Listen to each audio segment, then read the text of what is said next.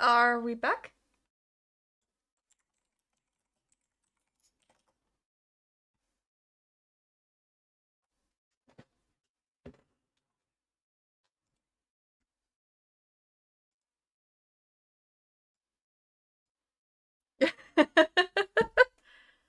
Yeah, we are back. Hi. That was interesting. Congratulations on your first and your daily carrot again. That was fun. I don't think we've had that happen in so long. I think we haven't like had our everything go out in like a couple of years. They didn't count. Oh, I think yeah. Oh well. Yeah, I think a lot of stuff just broke, which should be working as well. Go drink some water or I'll fucking end No? I will drink some water. Why is it not connected though? Ah, I see. There we go. Let's hope it's there we go. Now it's connected. I don't think you I think you can't take them again because you already took them. Oh well. Yeah. StreamerBot also, threw me out. Thank you so much for the hydrate. That was fun. Yeah, I don't think I remember the last time we actually got. Hold on, let me turn my mic off.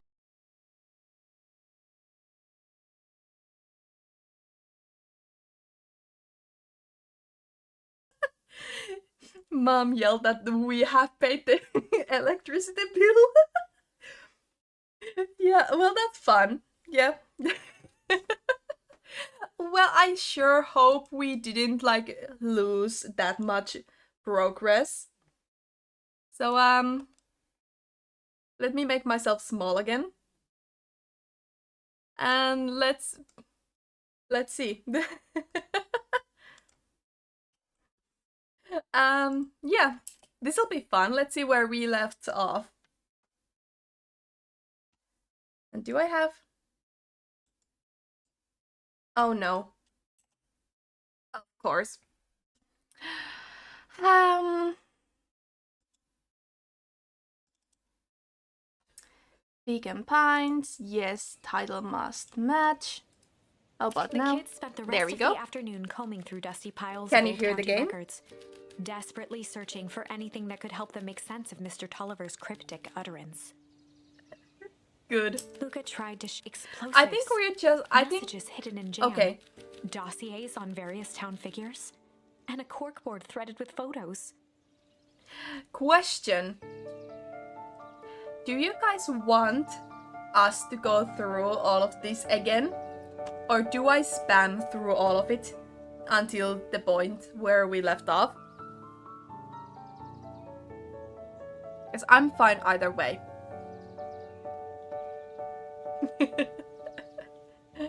Do it again, I don't mind. Sure. So the kids spent the rest of the afternoon combing through dusty piles of old county records, desperately searching for anything that could help them make sense of Mr. Tolliver's cryptic utterance. Luca tried to shake the thought of Grant's basement, but his focus wavered. Explosives? Messages hidden in jam?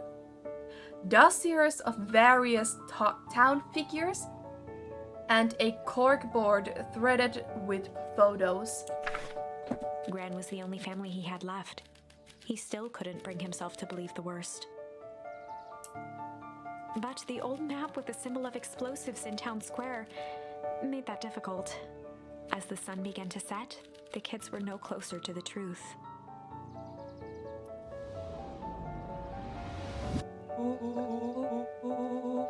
I don't remember the last time we actually got all of the... Like, it wasn't just my internet. Everything went dark. My computers, my screens, our lights, like everything went dark. My room was just pitch black. Everything went dark. It wasn't just our internet. Oh well. It happens. If I have to read any more records, my eyeballs are gonna pop. We have to keep digging. If I dig another word, I'm gonna end up in one of these asinine death records. Rollo Cutter lived a full and wonderful life. Till he read so much boring crud that his brain oozed out of his ears. Rollo shut his book with an assertive nod. If you've got a better idea, spit it out. It was pitch black, so I could have snuck in a hug. Of course you could have!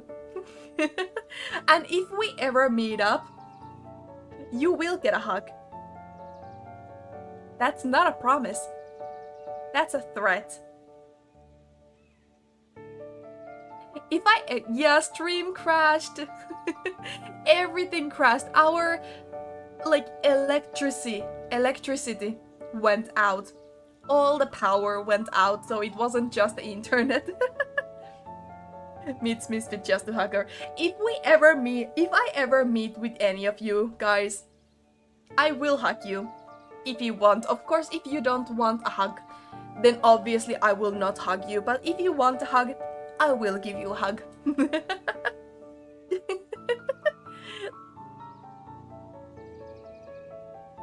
Thank you so much for the head pat. Oh, it turned on my numlog as well, so I couldn't make any of these stuff. Also, don't forget to get another daily carrot, because you can do that now again. Because in theory, this is another stream. I'll give you a warning, Misfit Hugs. I won't let go. I am not cute.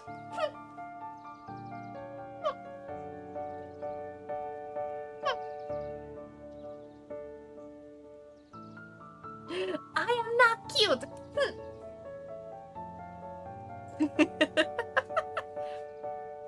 Do that. If you've got a better idea, spit it out.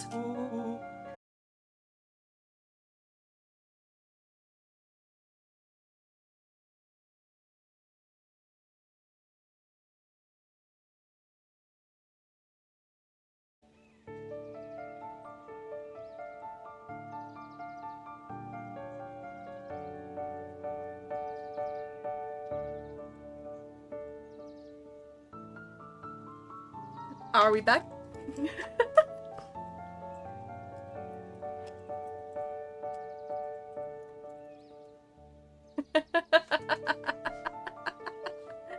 I think it's gonna fuck my PC or something. Yeah, I know.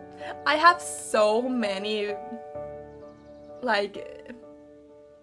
windows in my browser. I have so many windows in my browser. I'm very scared I'm going to lose all of them at some point. Do we start the crash again? Do we start the times crashed again? I think that is the second one. Yes.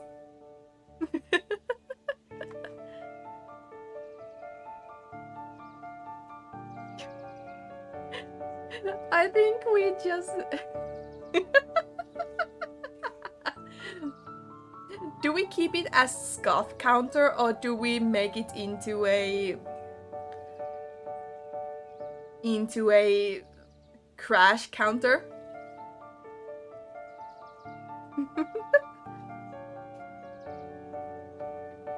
Are you reading or are you they? I mean, not really. Like in this window for what I have now, I have my Twitch dashboard. I have a lot of stuff that are for the streams.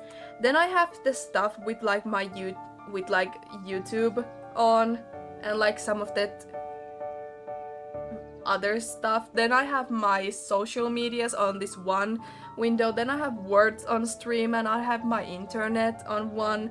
Then I have like a stream week schedule on one. Then I have like a beginner's guide to voice acting in one other window. Then I have this, and then I have Carlbot somewhere. I have a lot of other stuff. So yeah, there's a lot of stuff. I'm gonna put the scuff counter on this side of the screen. I feel like it looks like you can see better on this side. Oop, that wasn't the one I was going for. I was going for this one. Send the beginner's guide over to me, by the way. Sure.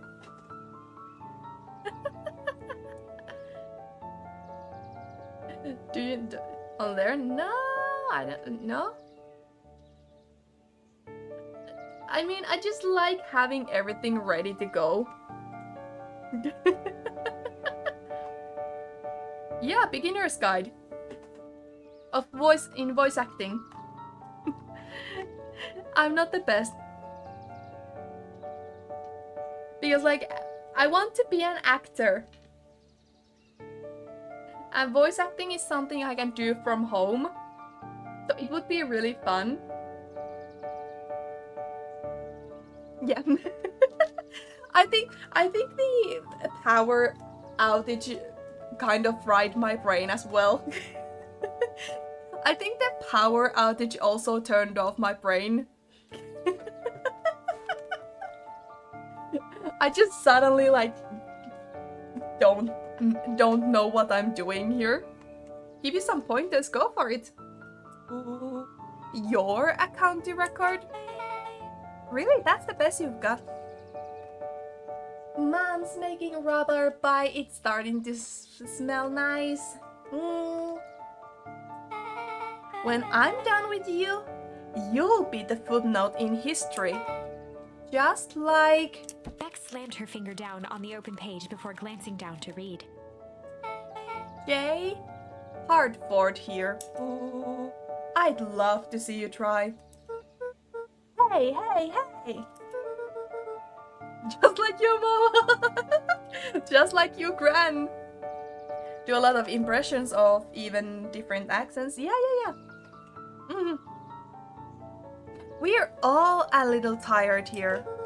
Let's just take a minute and... Something tickled the back of Luca's mind. Wait, what was the name back? In the obit? J. Hartford. From the Brookville Tribune 8 years ago. That can't be right. What is it? J. Hartford. That's my grand's name. Juniper Hartford. Maybe there were two J. Hartfords. Mrs. Hartford is survived by her young daughter E. Hartford. My mom's name is Eleanor. That isn't right. What is it? Left? It's left. My mom's name is Eleanor. Oh, okay. This is getting creepy. If your gran is 6 feet under, 3 towns over, then who am I living with? The question hung in the air. Wait, Grandma is not Grandma? What do you mean Grandma is not Grandma? What? Whoa, hold on. What do you mean Grandma is not Grandma? Doors has doors. What do you mean Grandma is not Grandma? What do you mean? What? So we don't have any family members left? Because my mom is dead. My dad is dead. I don't have siblings. I have a grandma. But grandma is dead? Fake their death. No, I think they're dead still. I mean, we don't have our mom's body. But there is the dad's grave. All alone. Floor is made of floor. Everyone is dead. Maybe you're not really you, you're dead. What? Maybe it's me. Maybe I am the problem. Alright, gang. I gotta close up for the night. Beck rubbed her eyes. Chardonnay, everybody's dead. How late is it? Almost 10. Oh crap, Pa is gonna kill me. I gotta go. And he's going to waddle his way out of the library. Yeah, my parents will be worried sick. Okay, let's meet up as early as we can at the festival tomorrow. Are you trying to tell me everyone is dead? Everyone is dead?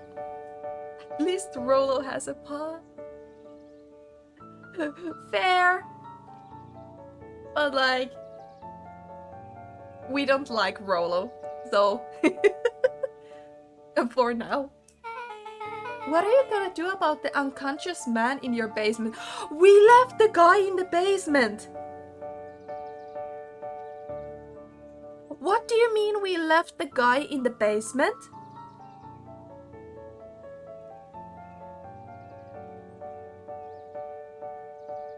There's people in your basement? Yes, Peggy, for example, also Snipey.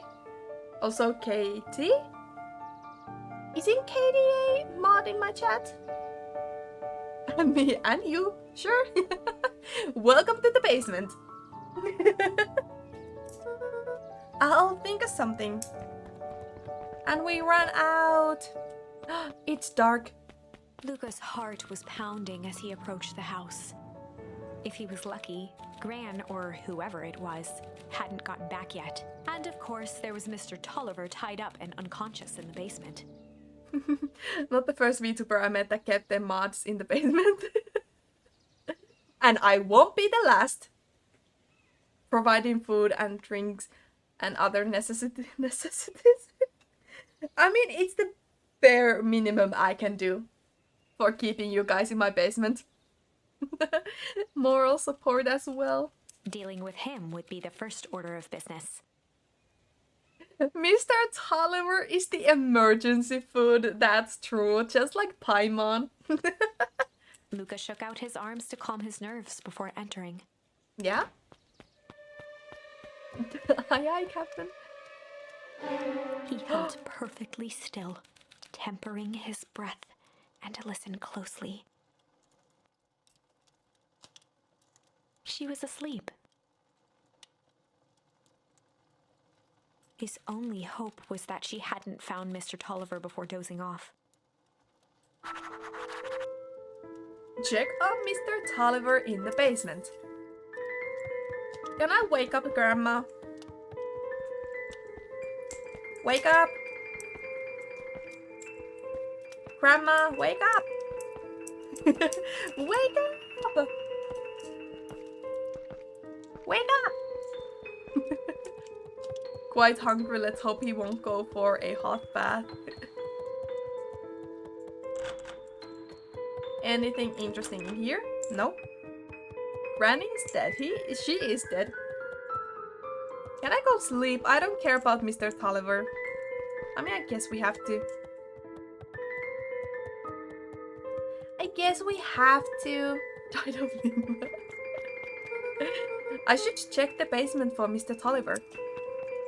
Fine! If we can't even go outside, fine. We can go back.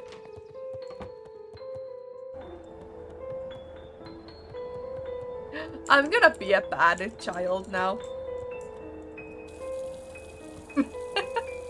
Open the fridge and turn on the tab for the water to just keep going.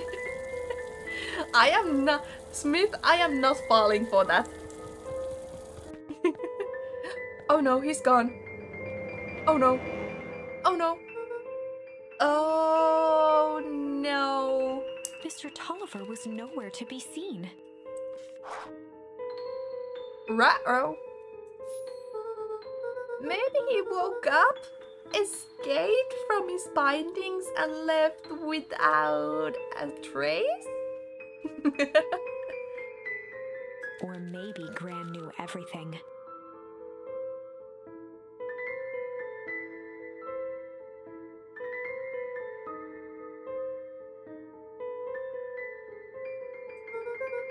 He went to take a bath. I hope it's very hot. Is breach containment? What do I do? Lucas' hungry stomach groaned. Not realizing it, he'd gone the entire day without eating. I could never go the entire day without eating. Okay, I can figure this out. Just need a little brain food. Luca rushed over to the pile of jam jars, unscrewed one, and shoveled a handful into his mouth. You know, with the explosives like right by the jams, I don't think I would like to eat the jams in the basement when they're pretty clearly have something to do with everything. You get a knife and kill, stab, let's go, stab. I need a stabbing emote or like me holding a knife. It would be so funny. Kaboom. It would be so funny. I'm afraid your jam delivery will be delayed. He flipped the lid to read the label. And now you're reading the label? After already eating the jam? How stupid are you? Poisoned, of course. Exactly. Mr. Nuncreed. Okay, now I can think. So, if Gran knows we tied up Mr. Tolliver, I'm screwed. If she doesn't know, then I need to play it cool. I guess the only option is to go to bed and act as if nothing is wrong. Gran will think Mr. Tolliver finished what he was sent to do and left when he was done. Go to sleep. I don't wanna. Newt, thank you so much for the follow. Welcome in. How are you? We are playing Beacon Pines. And I assume we just go to sleep now? Grandma is gone. We will need to act like yes. Everything is fine. Everything is fine. Everything is fine. Everything is fine. Grandma is gone. Dun dun dun. Grandma is gone. Oh, okay.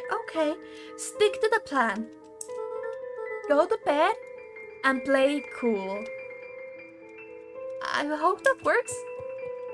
Whoa, Misfit can sing? No. As Luca climbed the final stair, the emotion of the day dragged heavily on him. No, she can't. With each consecutive step, his legs weakened. His stride began to falter.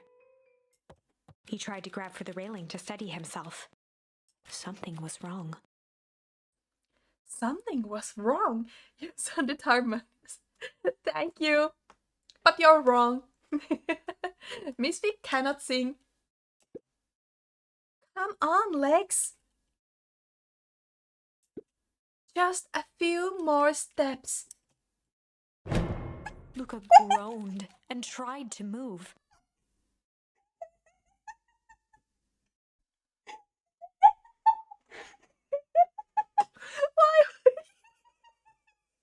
Why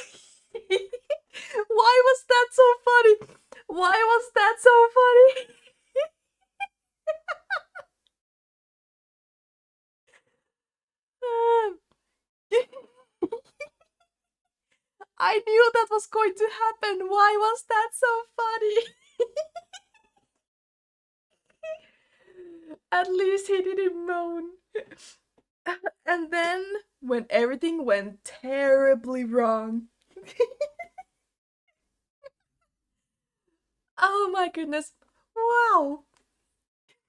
I knew he was going to fall.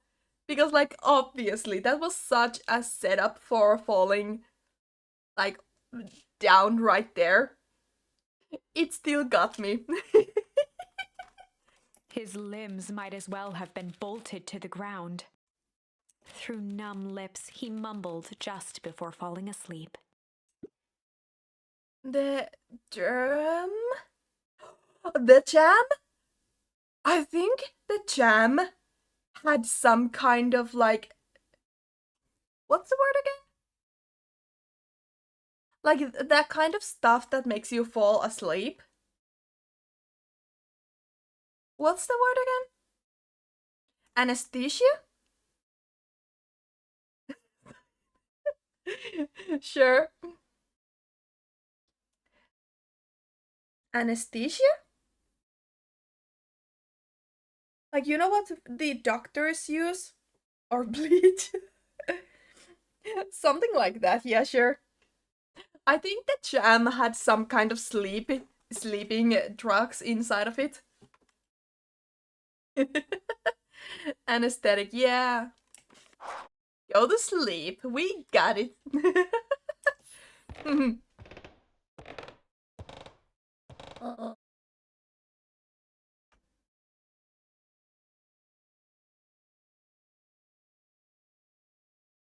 Sweet boy.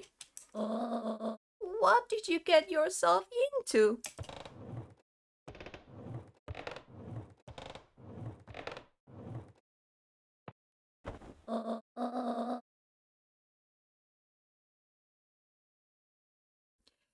Rest now and let me handle everything. This is not scary at all.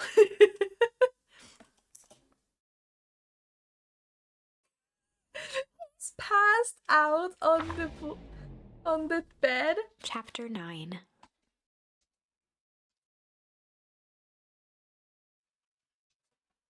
A speech to end all speeches.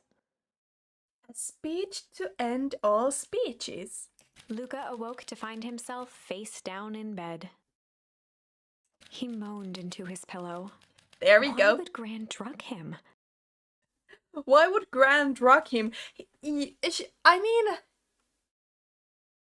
I wouldn't say she drugged you. Well, kind of.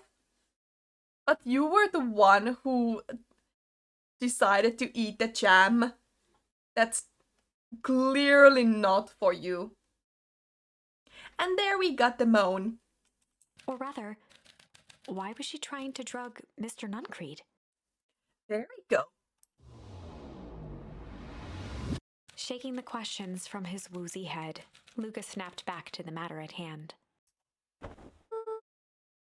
They ate the forbidden candies, exactly. The festival. Can we run? No.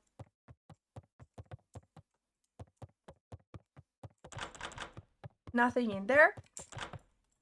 Nothing in there. Maybe Mr. Nuncreed was stealing the damn jam. Maybe. Maybe.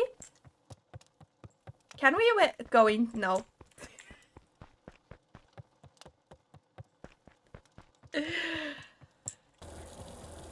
They're still open! I guess I'll be a good boy and turn them off. Anything interesting down here?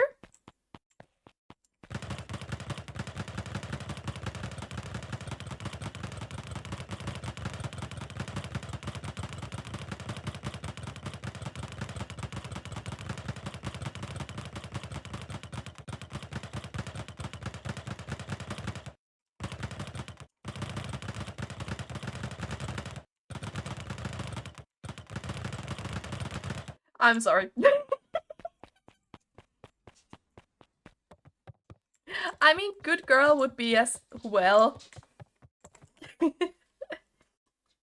But like my character is a boy, so I'll be a good boy and turn them off. Thank you so much for the head pat. I guess we have to go outside. Let's go see our father. Hi, Dad. Hi, Dad.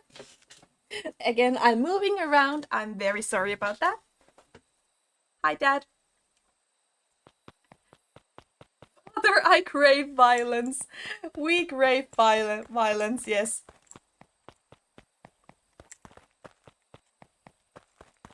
I'm like very sure there's some kind of achievement for getting all of these before they start up again.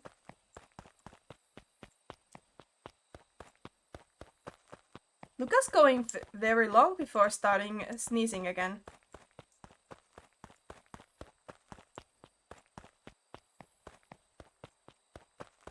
I'm fairly sure there's going to be an achievement for getting all of these before they start back again.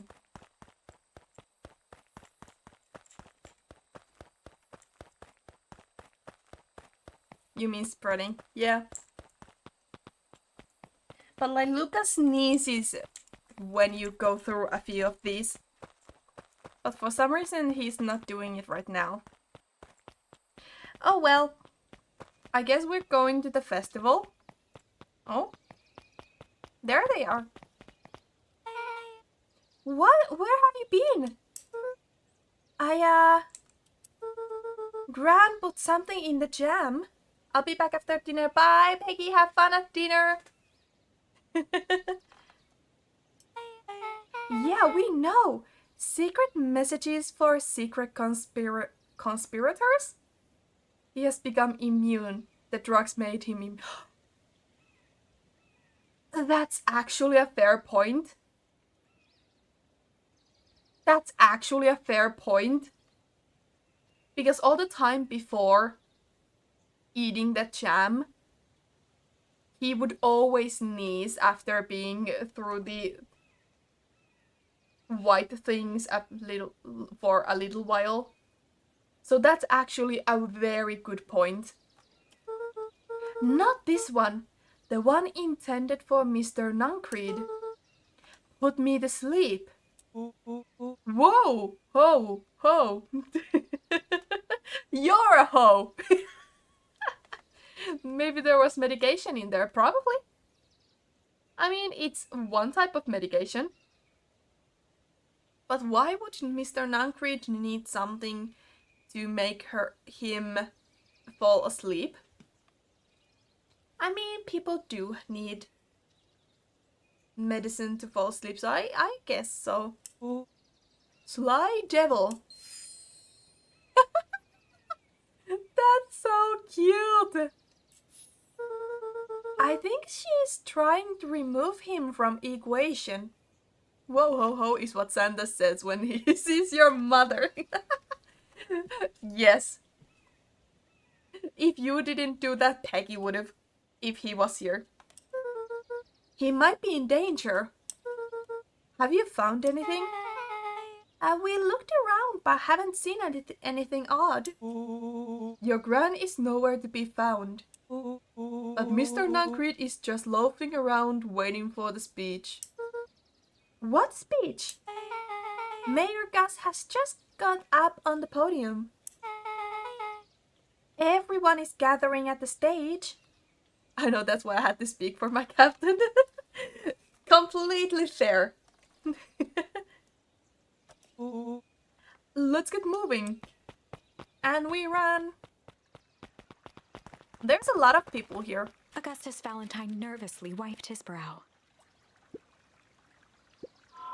Is this thing... hello, Peacombines. I'm Augustus Valentine, your mayor, and... I suppose you already know that.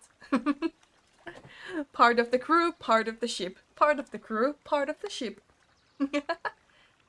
Wait, is that a Pirates of the Caribbean reference? part of the ship because the Flying Dutchman. Let's go! I knew it!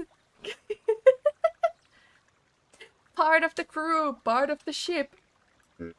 Oh yes, before we get started, I just wanted to take a moment to recognize someone who couldn't be here today.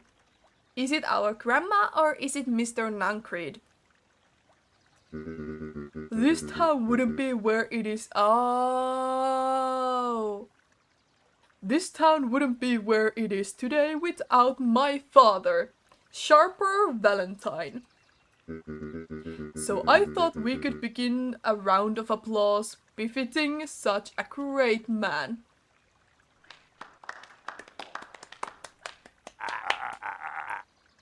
Even that's more than the old codger deserved.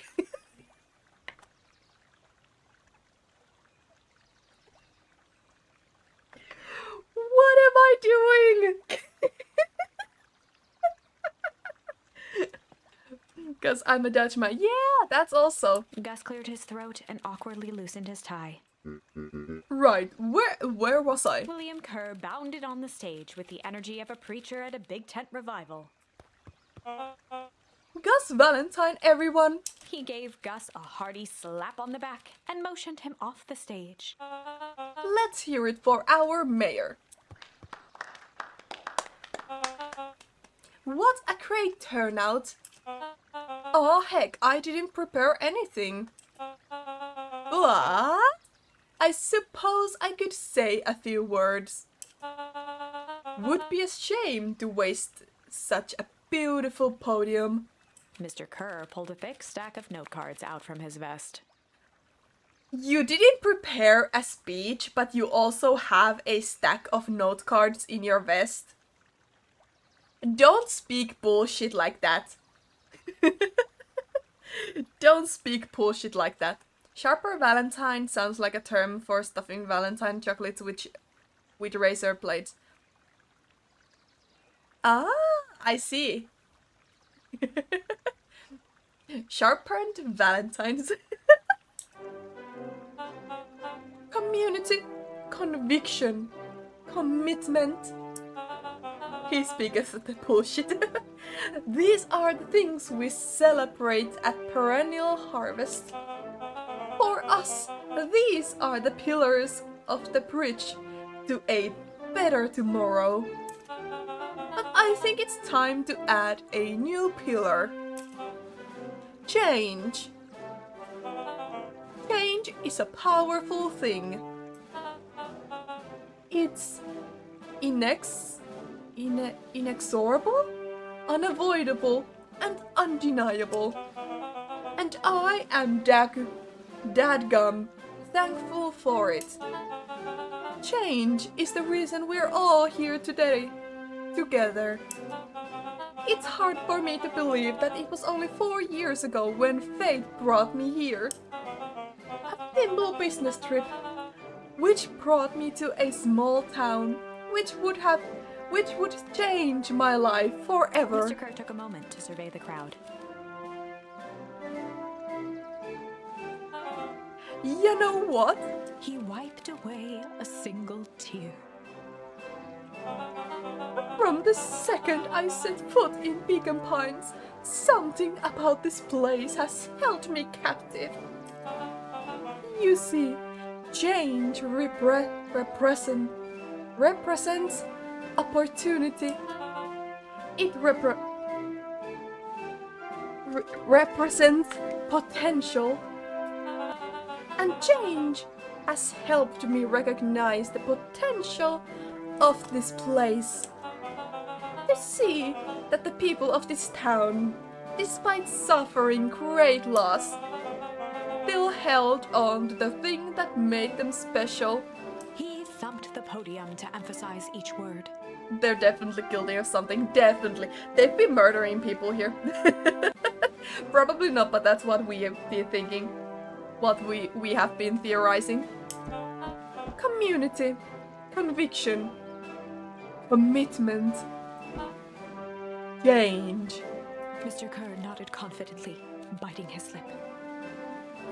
Not the lip bite!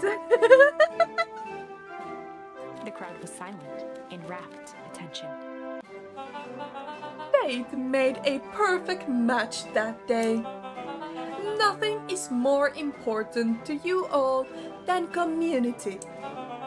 And Perennial Harvest is a community first and foremost. Mr. Kerr methodically made eye contact with each section of the crowd.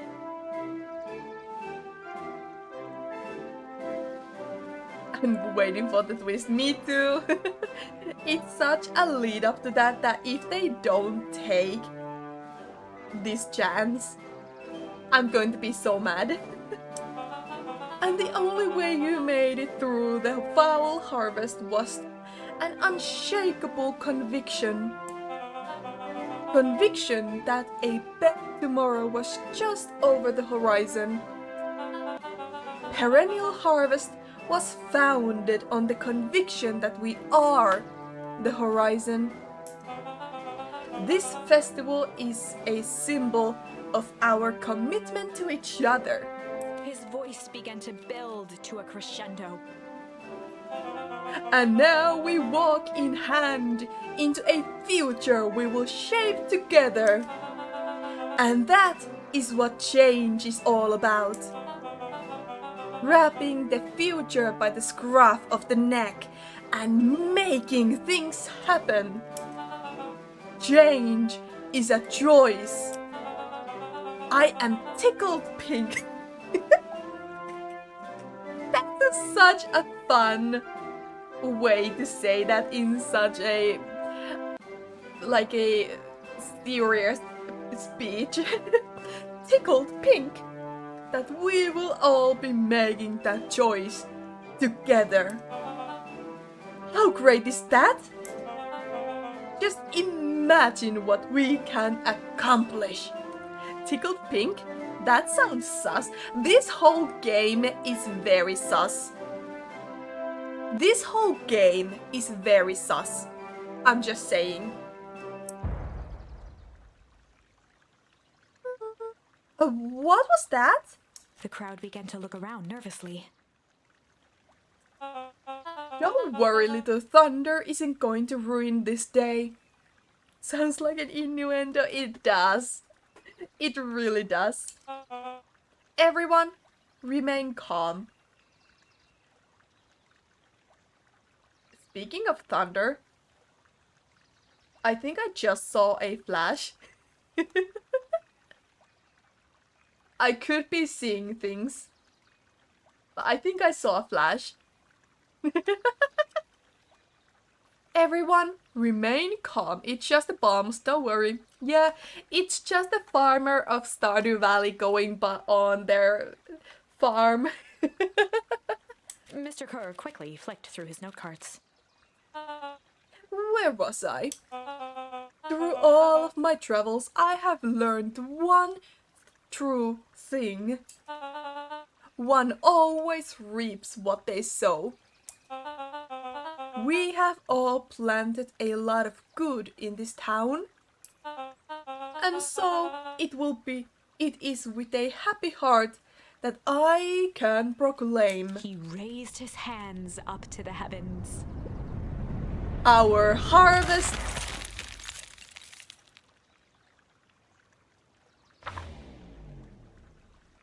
At that moment, a merciless wall of impossibly cold air ripped through the crowd, instantly freezing everyone and everything it touched.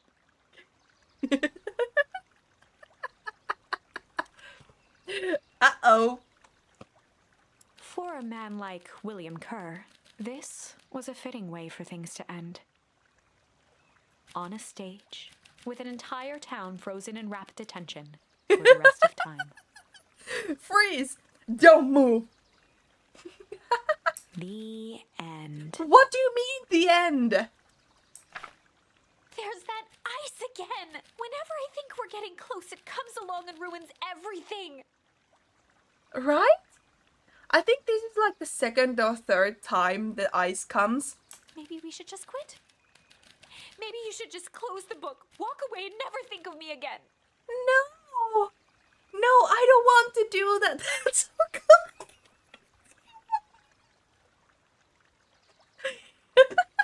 That's so cold. No, I don't want to close the book and walk away. I like you. No, I don't mean that. Good. We got a little closer this time. We just need to try again. We just need to try again. Exactly. Please. Should just chill out, maybe. Okay.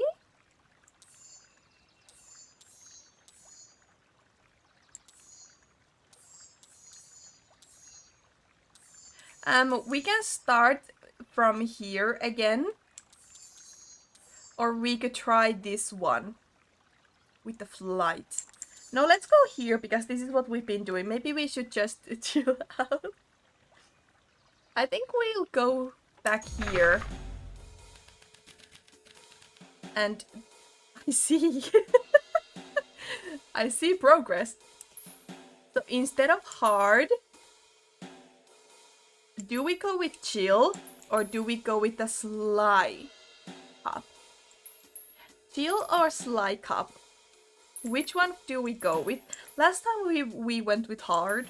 Sure. A chill cup.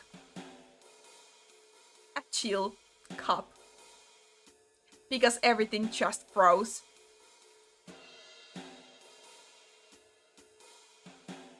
That's funny.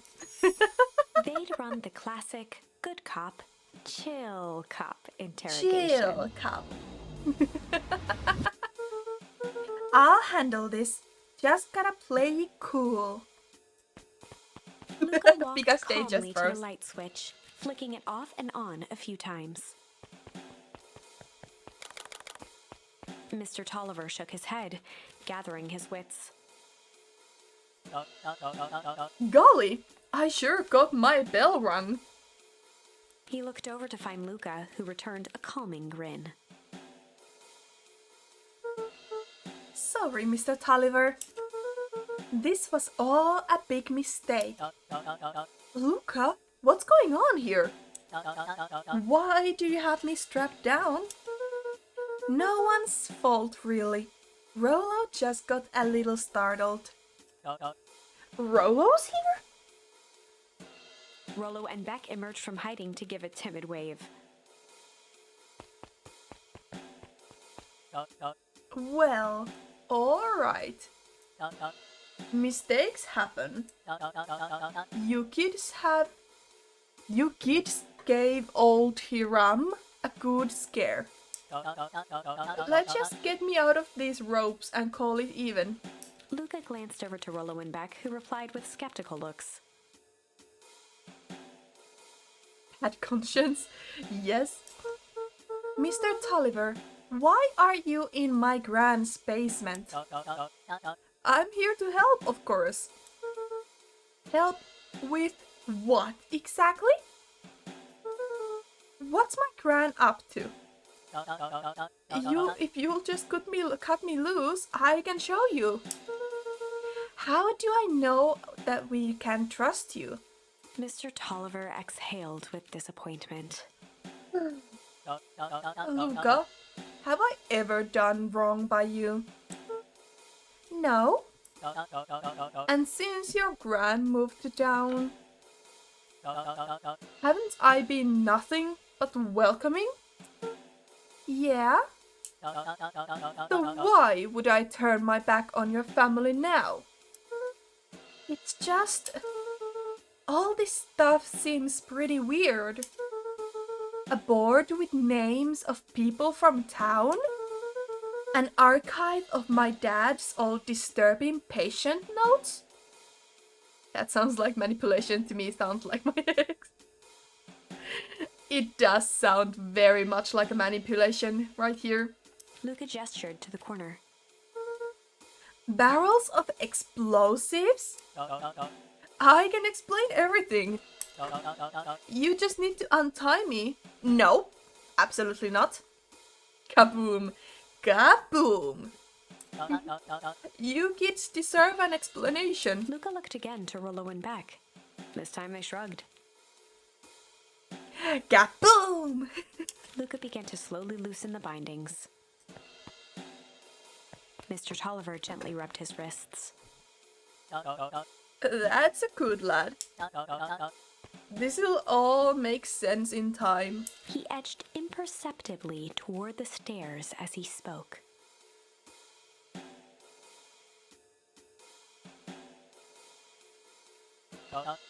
You see, this town has secrets, Luca. A very dark past indeed. Before the kids had even noticed his movement, Mr. Tolliver was at the light switch. A past that must be brought to light. He punctuated his final words by flicking the switch and rushing up the stairs. Sorry, I'm looking at chat. Light. And he ran away.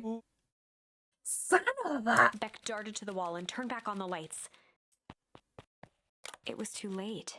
Rollo confirmed what they all heard.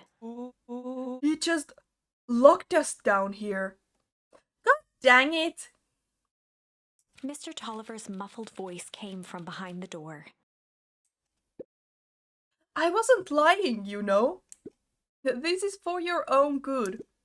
You kids just keep tight down there and let the adults handle this. They looked bewildered at each other. Play it cool, huh? Not now, Beck. They heard the staccato thump of quick steps exiting the house. The kids looked down in resignation. This isn't how it goes in Hank Atomic. For some reason, they'd always assumed it was up to them to save their town. Luca opened his mouth, hoping to conjure some magical words to make this right. Only a hollow croak escaped. The end. What do you mean? What do you mean, the end? Well, we certainly aren't going to find a grand resolution to our tale locked in a basement. Right? Back to the drawing board. So I guess we go with Sly now? Or do we go here and choose flight? MCDC. At least it's not ACDC.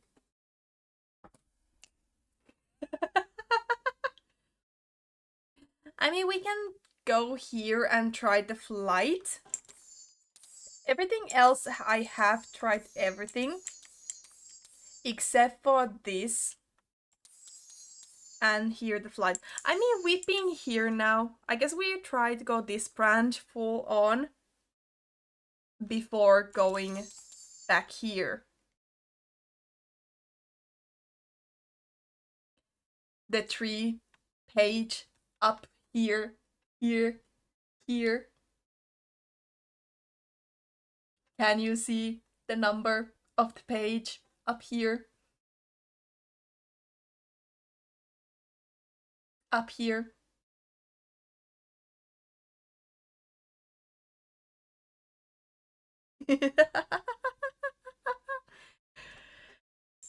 Yeah, let's go here. Let's go with the Sly Cop this time, and then we go here the next time we are able to do something. They'd run the classic good cop. Go drink some water Sly or I'll Cop. fucking end you. They'd run the classic good cop, sly cop interrogation.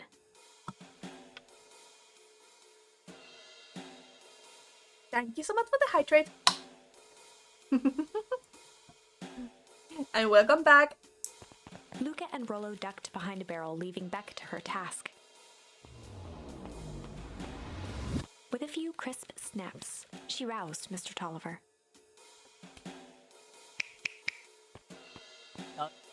What?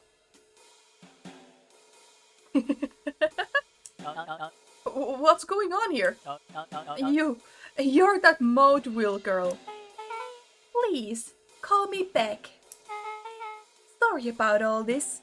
Mr. Tolliver looked down and shifted a bit, testing his restraints. It seems there's been a mix-up.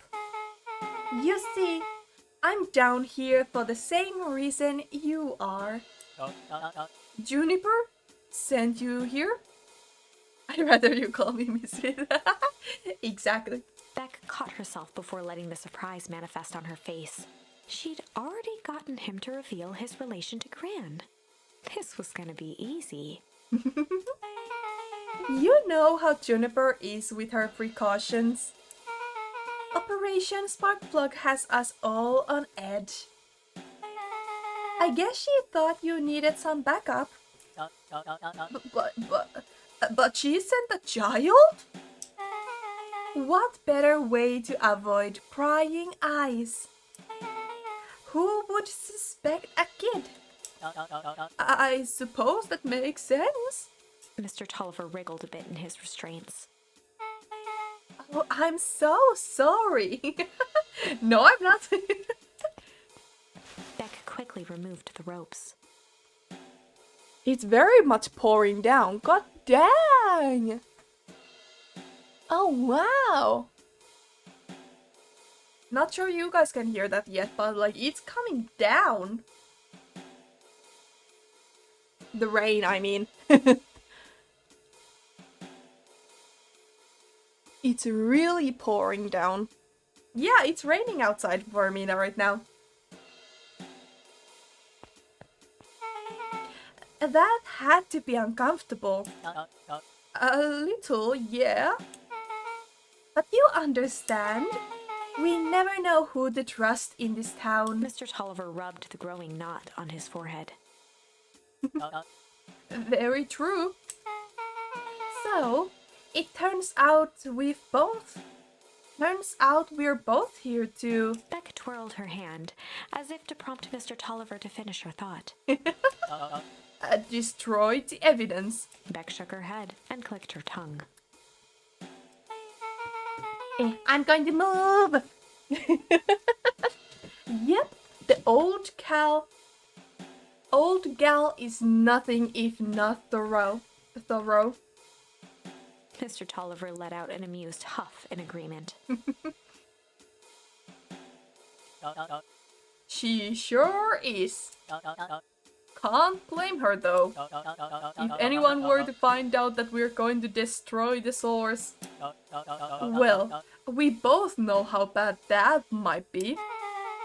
No one will know anything once I finish cleaning things up down here. Beck was on a roll now, playing Mr. Tolliver like a fiddle. You're sure you can finish this up on your own? Juniper trusted me for a reason. You can leave the rest to me. Good. There is one more loose end I'll go work on. Loose end? Oh, it's nothing really. The other day, I had the radio on scan while restocking the candy shelf. And wouldn't you know it, I intercepted an odd phrase in a perennial harvest transmission. Underground secrets. That's ominous. I think it might be a password, but Juniper dismissed it. Said it wasn't mission critical. What's the password for? We don't know. So we have password and nowhere to put it. It's gotta mean something, right? Good thinking. You should probably go work that out. I've got this under control. Which reminds me, I still need to change my name on Twitch. True. Are you able to do that already? That's a relief. Between you and me, this basement gives me the willies. I know Heading where for you the can put your stairs, Mr. password. Tolliver hesitated and turned to Beck with a puzzled look. Oh no, he's going to ask something completely unrelated. And Beck is going to answer it. And then Mr. Tolliver knows that Beck is actually not there for cleaning the evidence. She grinned and gave him a peppy wave. With a shrug, he continued Or up not. the stairs, whistling a jaunty tune.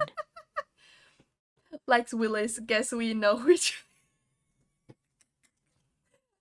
On Pride month as well. It's really coming down. God dang! It keeps like getting louder as well. Like it keeps coming. Like it keeps raining more and more. Honestly, can't wait for there to be a thunder or something. You guys catch that? Sure did. This whole time Mr. Tolliver had a candy shop, but all he ever sells us is apples? Beck blinked slowly in disappointment. Rolo is so stupid. The password, Rolo. Well, sure, but once things are back to normal, I'll be having a word with Miss Tolliver about the candy shelf. Fine. In the meantime, I've got an idea. She turned to the table and began tearing small scraps of paper. He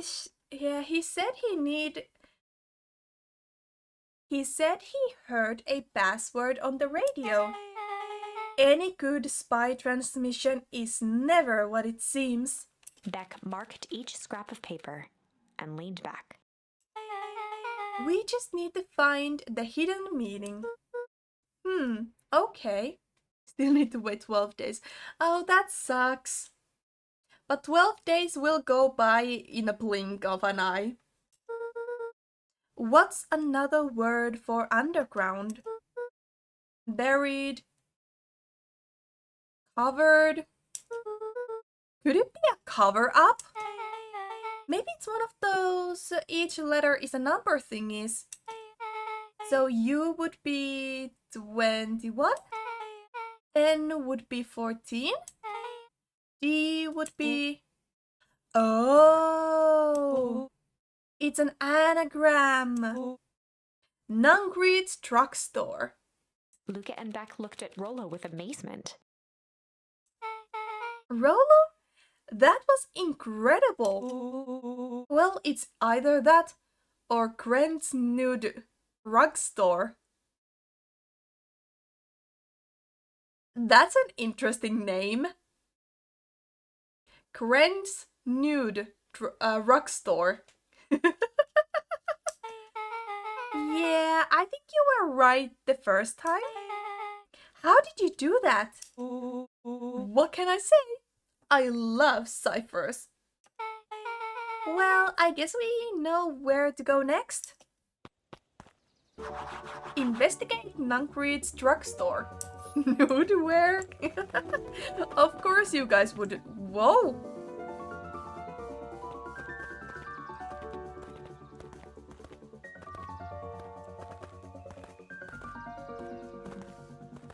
That way. Are we supposed to like talk to her? I guess so. Can I go here? No. I guess we have to talk to her. Let me see if I can go through here. Yes, I can. We'd better get them. No!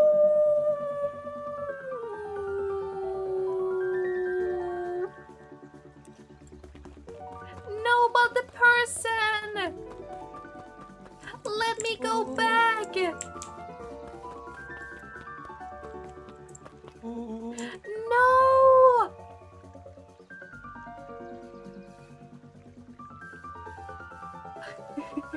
Turns into a wolf. Yeah.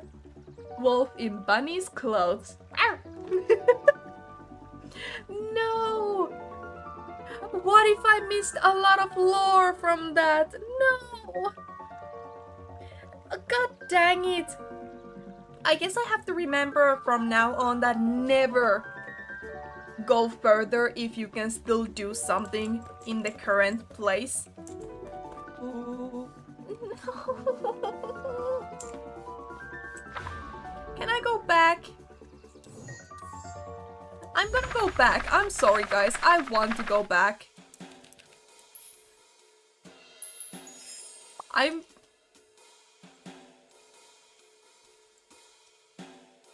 gonna replay. No? Oh, yes, yes, yes. Yes, thank you. We don't have to do the whole thing. I want to talk to her. You scared me half to death. Sorry. I want that nude shop. You kids haven't been... You kids haven't seen Mr. Tolliver around, have you?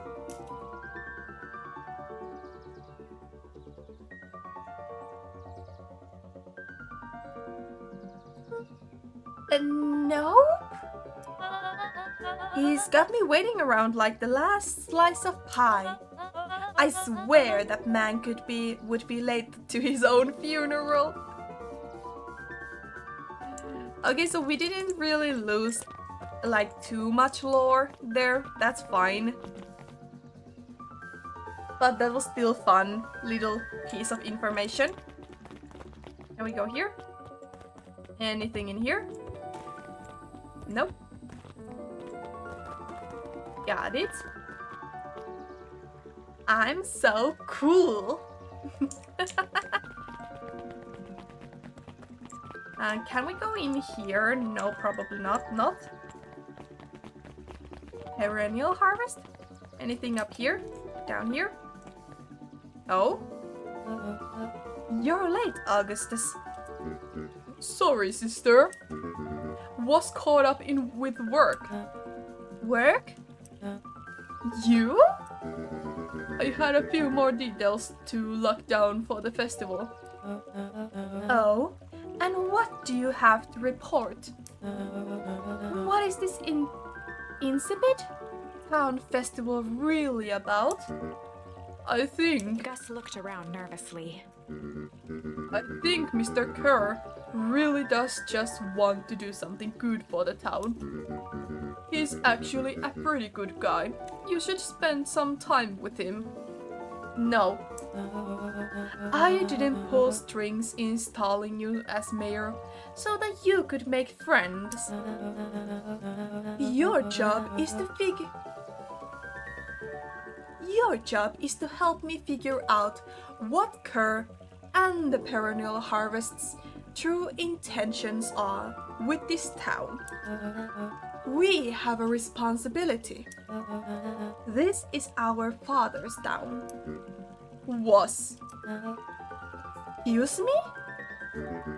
This was our father's town. He's gone, heiress. And he isn't coming back. Father left us with nothing but problems. Mr. Kerr came here and offered to help us. We accepted that help.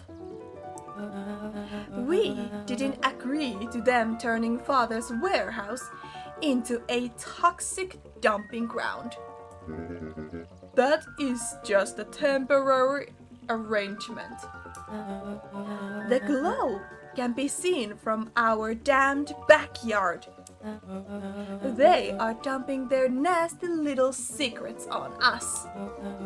When this all inevitably goes wrong, who do you think will be blamed? Eris's cry hung in the air. We have a new choice to make now, sister. This town is going to change whether we like it or not. Are we going to choose to be part of the future? Or be forgotten in the past? It's a shame. Father named you Augustus. You will always be just Gus. Good night, Eris. I'll see you at breakfast tomorrow. Bye! It's getting late, children. It is getting late. So, what do? Where are we going? We'd get it better go to Nancreed's. This woman is always here reading. Knowledge, he spat with a sneer. There exists a gulf between knowing something and being able to do a damn thing about it. I do hate it when the villain makes a good point. That's so true. Do not touch the melon.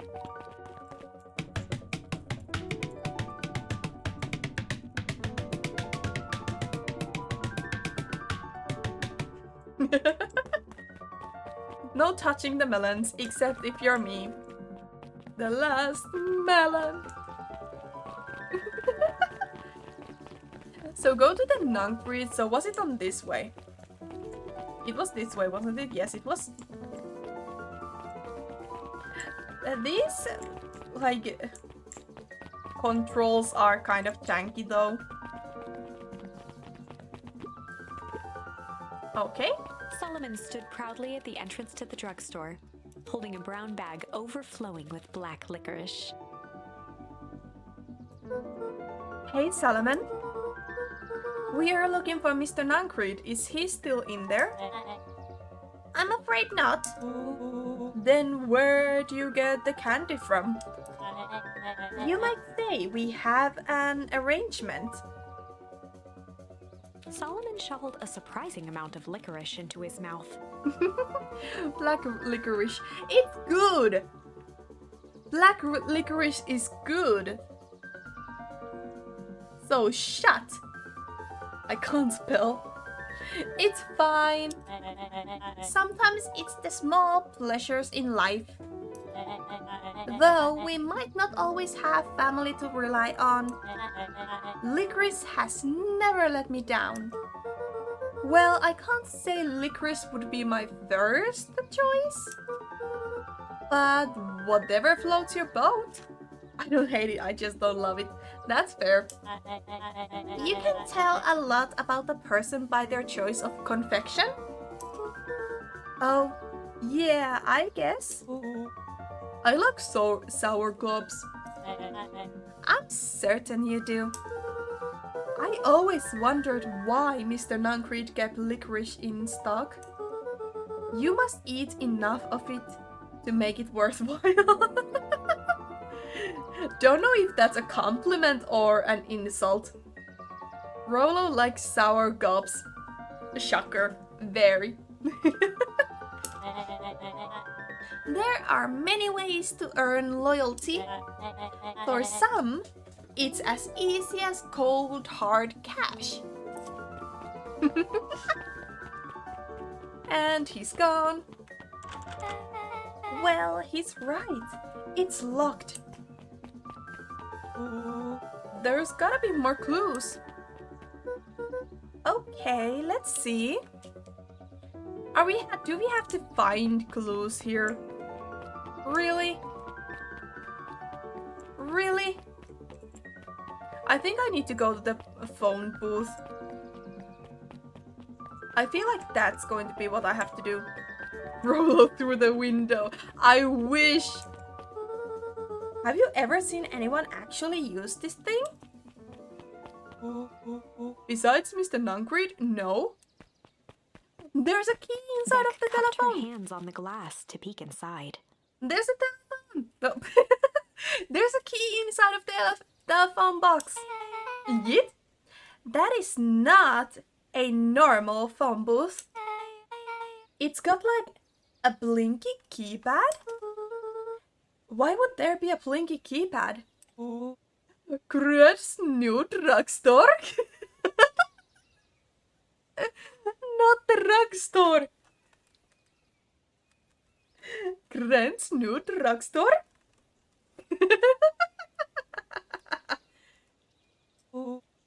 I mean, underground secrets? Sounds Slavic, it is, yeah. The password. Beck flung open the door and they all squeezed in. I mean, you can just leave Rolo out. Yeah, fair. You can just leave Rolo outside. Alright, let's see here. Luca cracked his knuckles and entered the letters into the keypad. Secrets down under. Underground.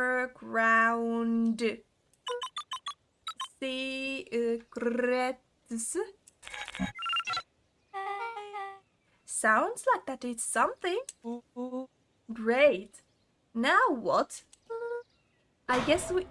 The inside of the phone booth dropped loose from its shell. So you guys might have not seen it because it was behind me. But the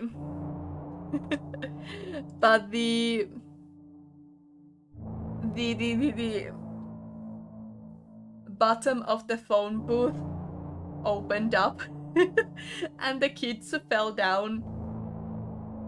Now your mom.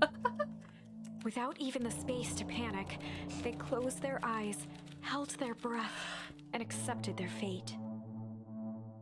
Suddenly, the chaotic descent slowed to an effortless landing. It was unclear where they ended up, but at least it was solid ground. Oh? What the heck air is was this? stagnant and smelled vaguely of chlorine. I knew it! You knew that there was a secret tub full of strange tubes under the phone booth? Of course I did! Of course you did, Rolo! Stop speaking bullshit. Mom is indeed happy. Didn't I say that? No. I definitely thought it. Luca, do you remember when I say how cool it would be if the trans-dimensional conduit from Hank Atomic issue 12 were real? Rolo, at one point or another, you've said that about every technology ever discussed in Hank Atomic. Yes, happy. Yeah, it does mean that. Happy in Old English. Others that got confused. That's why I'm such a good predictor.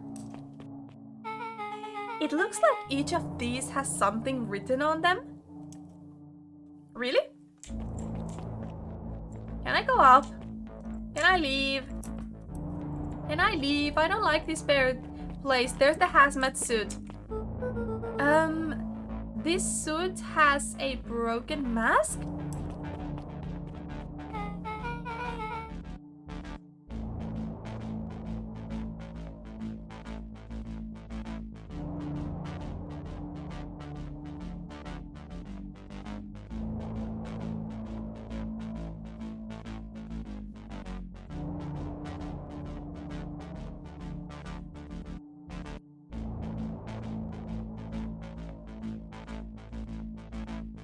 So having found our mystery warehouse creeper, we've at least found their hazmat suit.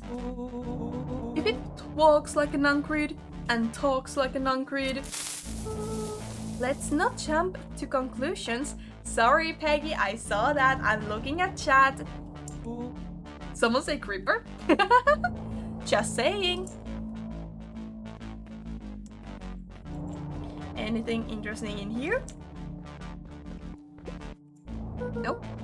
Mining Operation Alpha. You guys have mines here? Not that I know of. This town is all farms and fertilizer. And a series of tubes.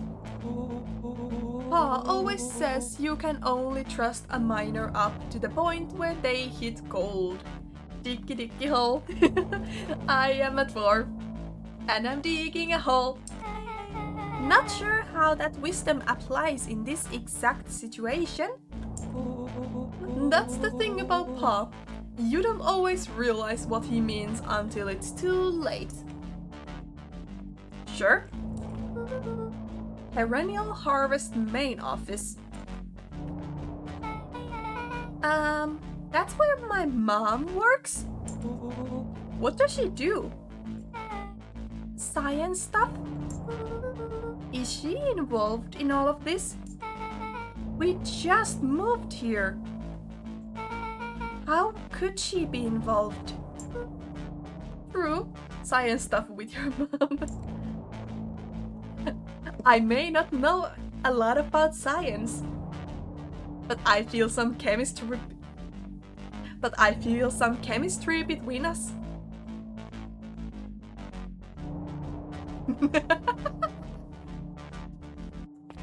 And the last one. Valentine Fertilizer Warehouse. Isn't that where you almost got snatched? Let's go somewhere. Yeah! Why would Perennial Harvest have a tube going to the old Valentine place? This is starting to feel like something big. Oh, I see something fun here. That's a lot of buttons.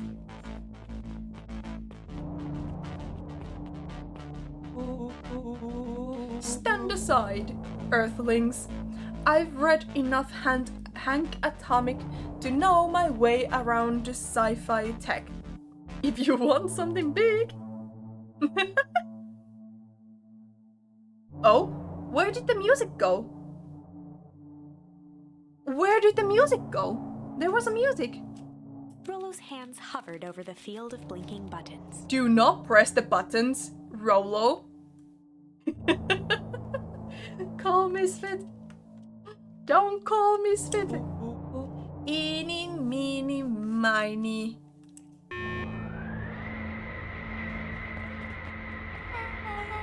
Rollo, what did you do? Rollo? Nothing. I didn't even mow yet. Rollo is like Misfit, will push the buttons. Of course I will. If there is buttons, I will press them. What was that? Where? There's nothing but weird tubes down here. Just get back.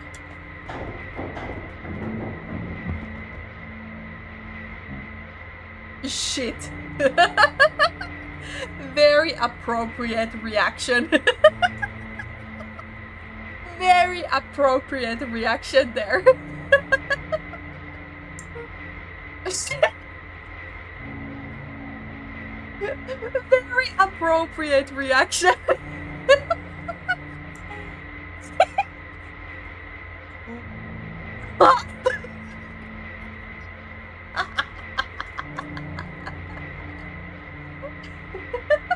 Of course, Rollo has to be the one to be a different. Of course, Rollo has to be different. Push the button. You all need to come with me now. We aren't going anywhere with you. Not until we get some answers. Mr. Underground Secrets? I told them it was an absurd password. But they love anything that makes them feel clever. They who? That's no matter. If I can keep you hidden until after the festival, I might be able to save your skins. We don't care about our skins, I do. I would very much like to keep my skin. I would very much like to keep my skin intact, please and thank you. Please and thank you. Hold on now. I like my skin. Exactly. Exactly. This all stops now, Nuncreed. Joseph waited for a moment in silence. You sound just like him. Oh. Walt. You don't get to talk about my dad. You know, your father and I were friends back before. He gestured toward the strange tubes. All of this. That's a lie. It's true. I used to bounce you on my knee. What happened? Same thing that always happens. Reality, complications, life. We were a team, Walt and I. An idealistic doctor and a bright-eyed pharmacist. Both hell-bent on helping folks. So you were his sidekick? No. We were partners. He helped the patients, and I helped him. Yup, total sidekick. Total sidekick. Nuncreed let out a growl of a sigh. Luca, I need you to know this. I need someone to know this.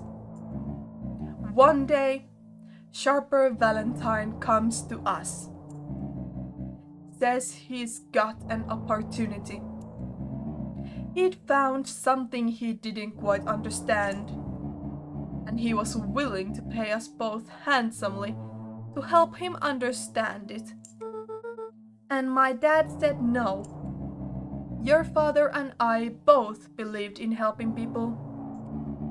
But the thing is, I could never get him to understand was it's a lot easier to help others if you help yourself now and then.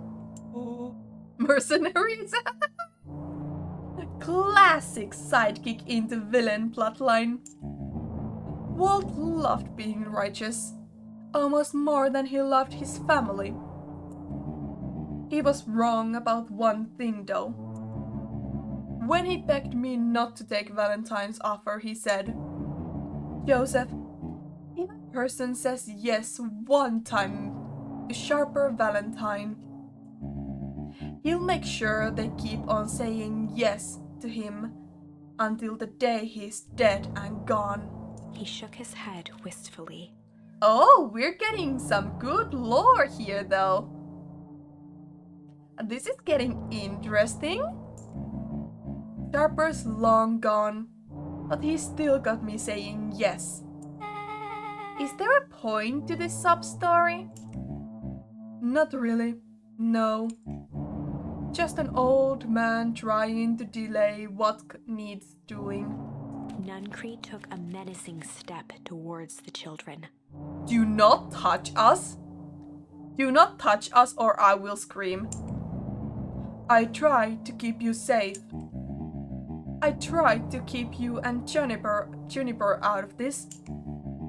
But you forced my hand. Luca began to laugh. What? You really don't know? My gran isn't out of this. She's been scheming right under your nose. Juniper? Seems like she's planning on crashing the town's party. She's going to disrupt the festival? Ooh. Why would she? The color drained from Nuncreed's face. How does she know? Apparently, she knows a lot of things. What? Let's just say this isn't the only underground layer we've busted into today. And honestly, hers is way cooler. She's got maps and explosives and bad intentions, big man. Nuncreed grabbed Luca by the shoulders. His eyes were frantic.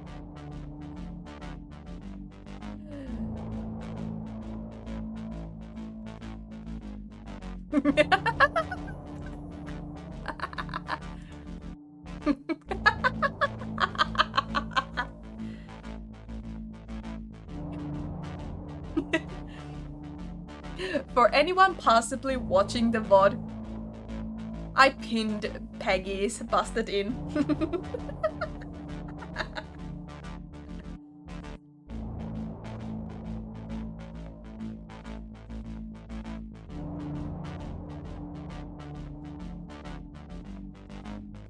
Anyway, I'm going to unpin it now.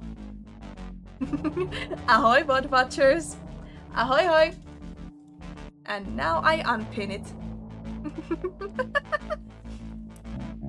You need to tell me what she's been doing. You need to tell me what she's going to do right now. She doesn't understand what it is she's messing with. Tell me now. She's in danger, boy. I don't know. She had a map with a mark on the fountain in town square. The fountain? But why would... A jolt of realization struck Mr. Nuncreed. She knows about the source? What the heck is the source? Oh!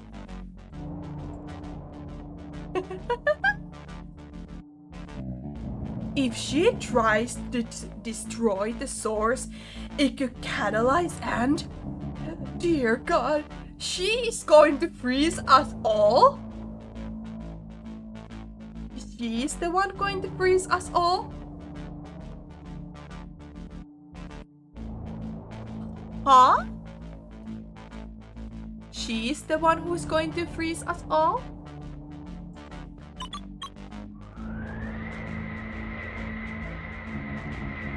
I'll be back after dinner. Bye. Thank you for being here. Have fun at dinner. You all need to run. Run where? Away. As far away from this town as you can get. Head west and don't look back.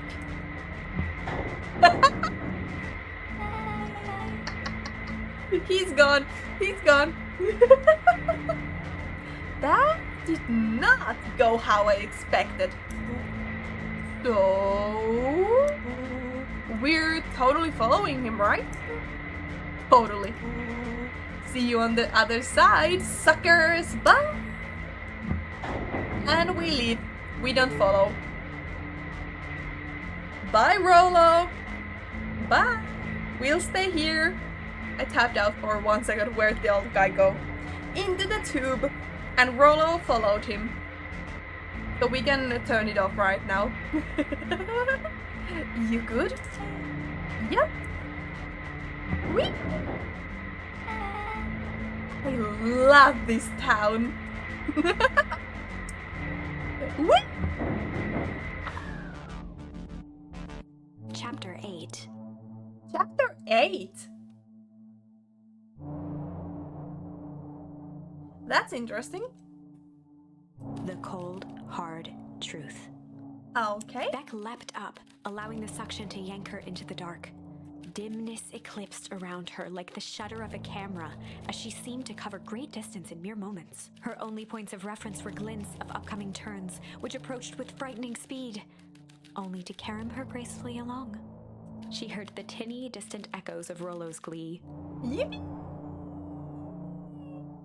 Once she stopped fighting against it, the ride was impossibly smooth.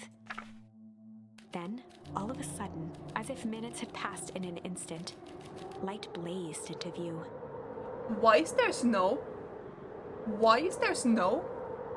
A burst of wintry air snuffed across her face, and she was flung out into the cold.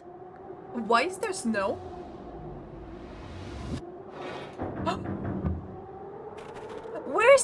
house? Where is the house? Where is the house? That's where our house is supposed to be. Where is our house? This is where the house is supposed to be.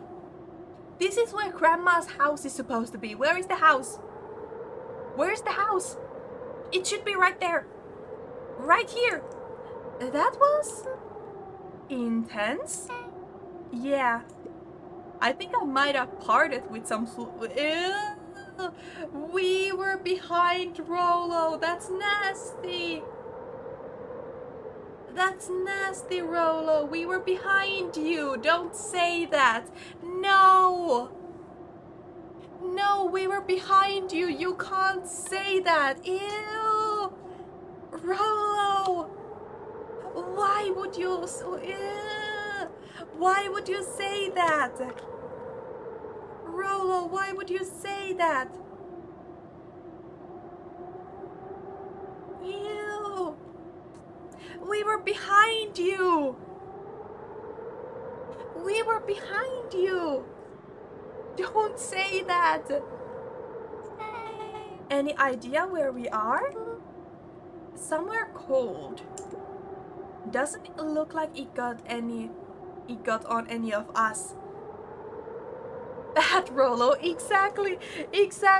Rolo, stop it. It didn't feel like we traveled that far. So where did it all go? This place sucks. Why would anyone even want to blow something up out here? Only one way to find out, I suppose. We've got to catch up to Nuncred. I think he went this way. Catch up to Mr. Nuncred. Can we go up here? Like, come on, look at this. This is where the house was. And here's Papa. Here's Father. Blow stuff up. I want to blow stuff up. Let's blow the whole town up. Where are we? I mean, I know we are in Pecan Pines. But like, what happened? Oh, I can do something. This looks familiar. Yeah. Maybe we can clear off the snow. No time. Nuncred's getting away. Hold on. Hold on. Hold on. Did we relocate the whole town after the old one got full on getting snowed on? Like, did we build the town? Like, did the characters build an exact replica of the town after the old one got frozen? Or what is going on here? Something interesting is going on here. Everything is... There's some wastes here. There's some waste barrels. Okay, this is starting to feel really familiar. I may not be the most well versed on all things Pecan Pines, but this does look like some sort of frozen replica of town. Ah, I got it. It's so obvious now. Mr. Nuncred is an alien. Shut up, Rolo. Nobody cares about you. Rolo, stick with me here. His species can only live in sub-zero temperatures. Oh boy, here we go. The source is their base camp dimension, so naturally they keep it cold. We found it by traveling through those metallic wormholes back there. The final objective, kill us all and shapeshift into Pecan Pines citizen of their choosing. I mean, to be fair, that's not too bad of a theory. Like, it's not correct. You never really had me, but you very much lost me there. You get used to it. We should keep moving. But like, here's some waste barrels. And we can't get to the camp, like the treehouse. Anything interesting in here? Maybe not. Anything down here? No. As they rounded the corner to the frozen town square, they spotted Mr. Nuncreed inching cautiously toward a pit at its center. He held his arms out gingerly, as if approaching a beast in the wild. Upon closing the distance, Luca recognized what Nuncreed was after. Gran stood confidently at the edge, one arm outstretched over the abyss. Be right back, need to get some water. That's fine. Oh no, what's going on? Confidently at the edge, one arm outstretched over the abyss. Nearby, a wheelbarrow had been emptied out. A wheelbarrow? She held a lit torch, which flickered in the bitter wind. Grandma? Grandma, what are you doing? Juniper, I don't know what you think you're doing, but I assure you this is not going to solve anything. If you drop that, you've doomed this whole town. Oh, it wasn't me who doomed this town. I've been watching you, Joseph. I know what you've done. You and your co-conspirators. Gran? What's happening? Luca, you and your friends need to leave right this moment. Mr. Nuncreed turned back toward the kids, desperation in his eyes. Listen to your grandma, Luca. This is between me and Juniper. Lowenbach held steadfast in awe. Luca approached closer. Mr. Nuncreed spun back toward Gran, his voice growing louder. You've got it all wrong, Juniper. Just hand over that torch. You don't understand what you're doing. How could I possibly trust you to do the right thing? Walt told me everything. He trusted you, and you betrayed and that trust. Luca, did you know that this man's entire life is a lie? If it weren't for him, your father might still be a...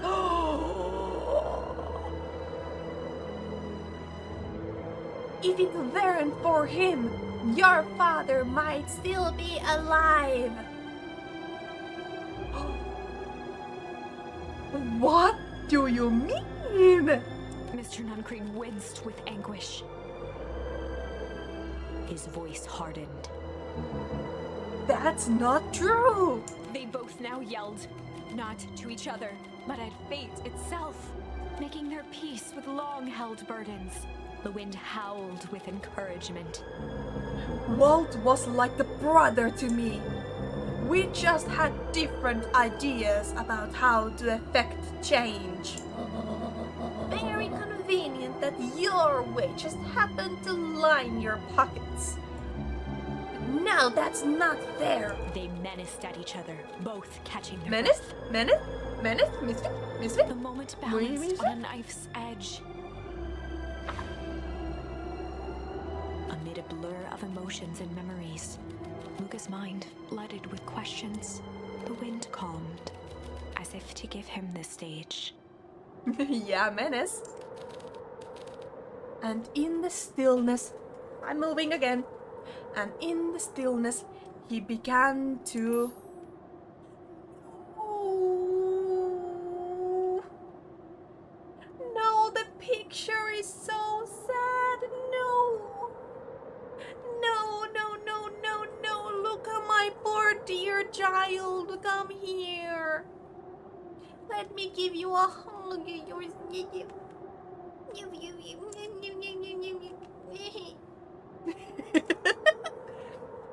No, my poor little child. Poor Luca, the picture is so sad. And in the stillness, he began to weep. It was all just too much. Falling to his knees, Luca whimpered softly. The tears crystallized as they hit the snow. Gran stared at Luca for a moment with warm sympathy, remembering why this was all necessary. This will all make sense soon, Luca. Then everything can go back to normal. I promise. She stiffened up and brandished the torch at Mr. Nuncreed. You can't hide behind those people any longer, Joseph. Once their precious source is destroyed, we'll see where their loyalties fall. Juniper, don't. Ignoring his final plea, Gran flung the torch into the deep darkness. Kaboom! She smiled and exhaled in relief. Mr. Nuncreed moaned in resignation. The torch echoed as it ricocheted down the hole, punctuated with a thunderous thud.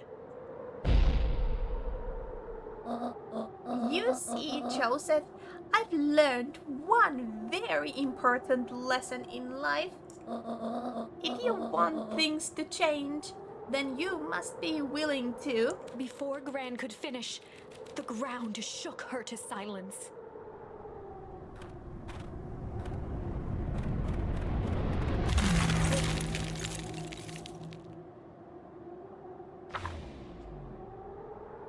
Gran only had time to spin around and run to Luca.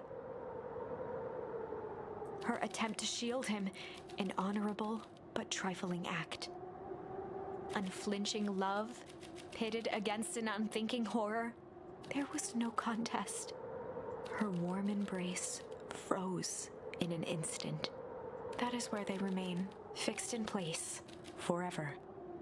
And so, our story ends on this melancholy scene. No, it doesn't. No, it doesn't. No, it doesn't. No, it doesn't. No, it doesn't. No, it doesn't. No, it doesn't. No, it doesn't. No, no. In a town brought low by its secrets, sits the frozen statues of a misguided band of meddlers. No, it doesn't. The end. No, it's not. No, it's not. No, it's not. Well, that was dire. Yeah? On the bright side, we finally figured out where all the ice is coming from.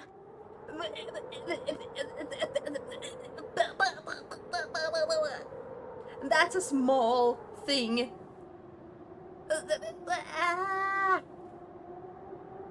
But we finally figured out where all the ice is coming from. Shut! Now let's rescue everyone, Now, please. we just need to find a way to deal with a mystic, unfathomable force of nature. Exactly. Should be easy. That's such a fun picture, though. That's very much a fun picture. So this is the only one we haven't done yet, which is flight. So I guess we go here and do the flight now.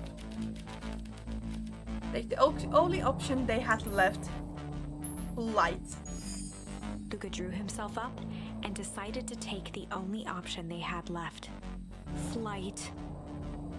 He squinted down the barrel of the mission control defense cannon, aiming it through an opening in the dense tree branches. He looked up with surprise as it struck true and taut. Wow, I can't believe that worked. Hey, Mr. Kerr, fuck. We'd love to hear your thoughts, but I'm afraid we have places to be. Come on, Iggy. Ja, Sjouk.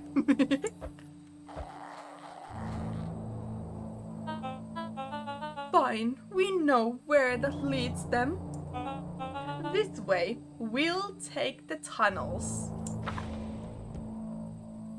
Luca and Iggy winced as they sprinted through the thicket.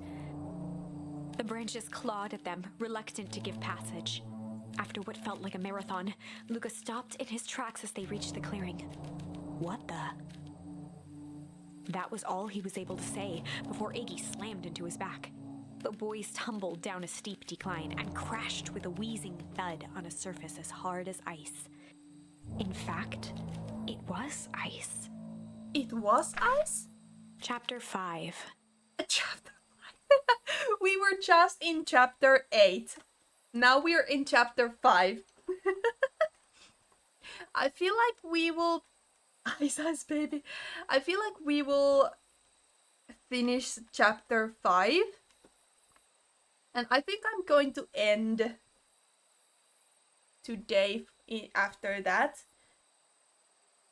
I know we've only been going for 2 hours at this point. But we already had been going on for a little longer until the power outage was.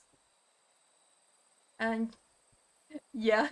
Yeah, I feel like we're going to do chapter 5 and then I'm going to be ending. Yeah. Signs. Signs? They stood silently, catching their breath. The sky was like sapphire. With each breath, a plume of steam escaped from Luca's lungs. Let's keep moving. Luca pulled Iggy to his feet as they gazed across a snowy terrain. Huh. That was actually pretty badass. I mean, like, his teeth. Aha. I think we lost them. Are we up in the mountain? I don't think so. If anything, we went downhill. Then what's up with the Winter Wonderland? All I know is there's no going back the way we came. Let's see if we can get our bearings. Follow me. Find the way home. We are home! This is the house! This is where the house is. Why is there no house? Why is there no house? Luca? Luca, are you there? Luca had almost forgotten the walkie-talkie he was carrying. Is that Boshoken? I hope it went boom. I hope nothing bad has happened to you out in those woods. Luca looked at Iggy with hesitation. No need to be rude. With a resigned sigh, Luca responded. It seems like the only dangerous thing in the woods is you. He speaks, the young man of the hour.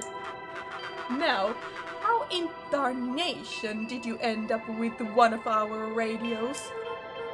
Just lucky, I guess. Boy, howdy, you Van Horns are full of surprises, aren't you? You knew my parents? I never had the honor of meeting your father, but your mom sure was handful.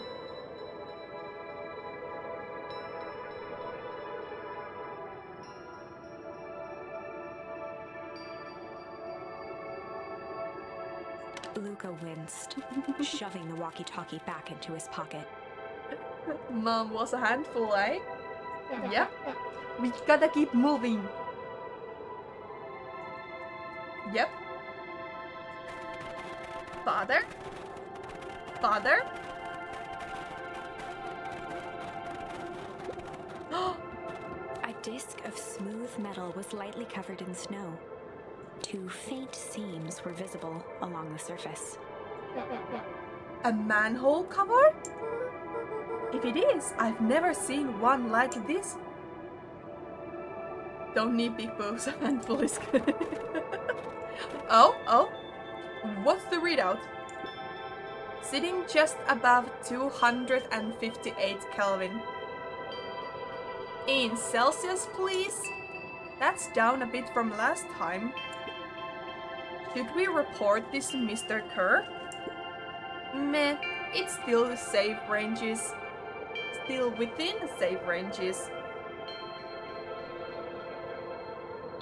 Oh. It may be spreading, but it's under control for now. Huh? More lore? Even a small notch in the equilibrium could cause a cascade.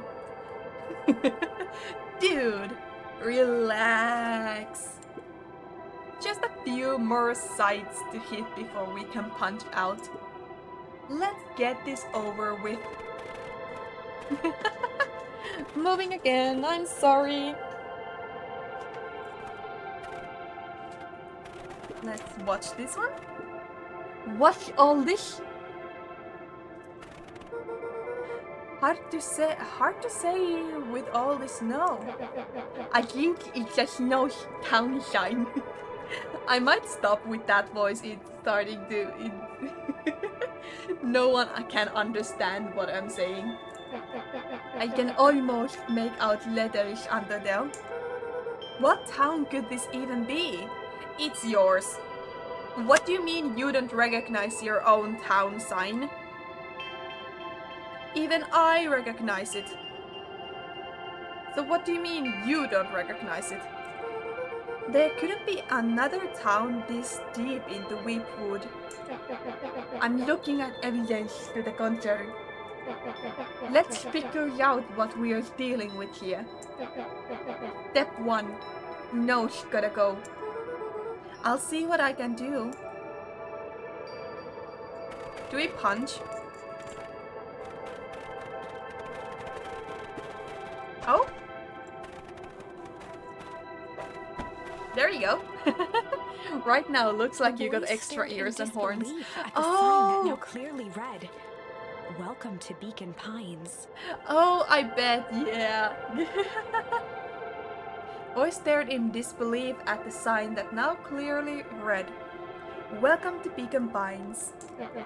This doesn't make any sense. We're in Beacon Pines? How's that possible? We ran away from town. How did we get back here? I guess we got turned around. Where did all this snow come from? Well, it's been colder than normal lately. There's pretty big difference between weather and this Arctic hellscape. What is this? What is this voice I'm trying to make? The puddle we found at the puddle we fought up before, it was cold too. Maybe all of it leads to one source. You think it's related? What the hell is going on here? We're gonna get you some answers. Let's keep moving. Can we go in town? No, we have to go here. Can we go here? Yes? This stuff looks familiar to you. It does kind of look like I have a set of horns and extra ears. It looks like the barrel near the puddle I stuffed me into. Yeah. And I also saw one here. The fencing listened, each chain link encapsulated with a translucent layer of ice. Looks like the stuff they put up around Weepwood. The stuff who put up? I don't know. The puddle of pee. No? It's all Yosen. Looking down at the frozen stream, Luca could faintly see a school of minnows encased in the ice. Whatever happened here, it happened fast. The fish didn't even have time to run. Or, you know, swim run. Frozen time to let it go. Can't hold it back anymore. No.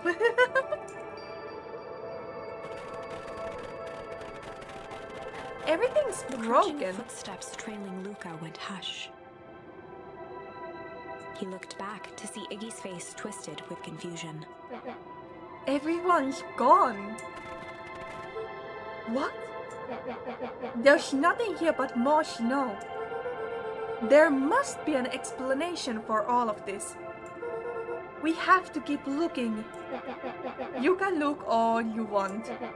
I quit. Iggy, we have to keep going. You don't get it, do you? This isn't one of your pathetic hand atomic stories.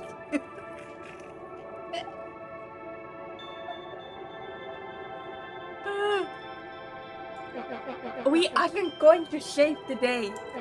We aren't even gonna save ourselves. What is this voice I've given him? What is this voice? I mean, look at his like face. Like the voice fits. But like, what is this voice I've given him? Explanation for Snow and Ice Misfit the Menace the Ice Bunny visited. Yeah. My face is mangled. The town is destroyed.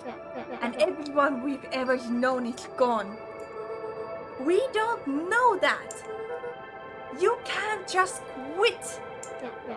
Do whatever you want. I'm done. Iggy, it's gonna be okay. Luke Oh? peered upward at the darkening sky. He let out a long, foggy breath.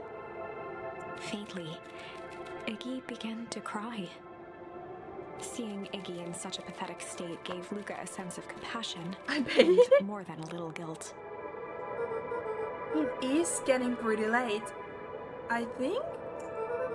Probably not the great idea to stumble around in the dark anyways.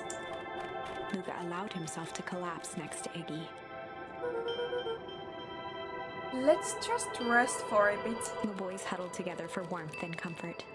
If not for exhaustion, their minds would be racing, trying to make sense of the events of the day.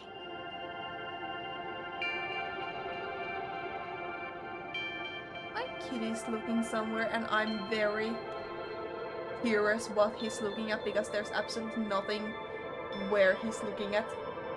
Darling, what are you watching? What are you looking at? Hello, darling. Hi. Hello.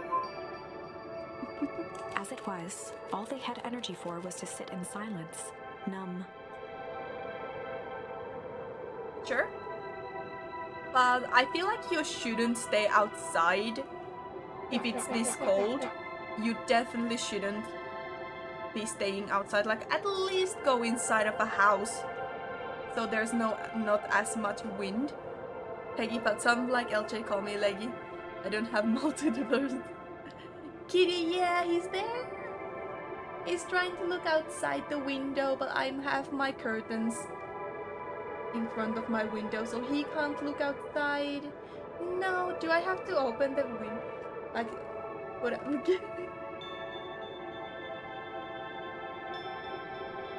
Thank you for the head pat. Do I have to? Do I open the curtains for him? The way the snow covers everything over is kind of calming. Yeah. I haven't had time to say, but thanks. Huh? For getting us away from those sleeps. I saw the shows up back there. Iggy, I should be the one apologizing.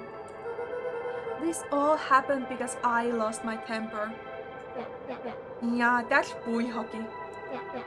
First of all, you didn't know what the gunk would do. You didn't, right? Of course not. And second, stop with this baloney about losing your temper.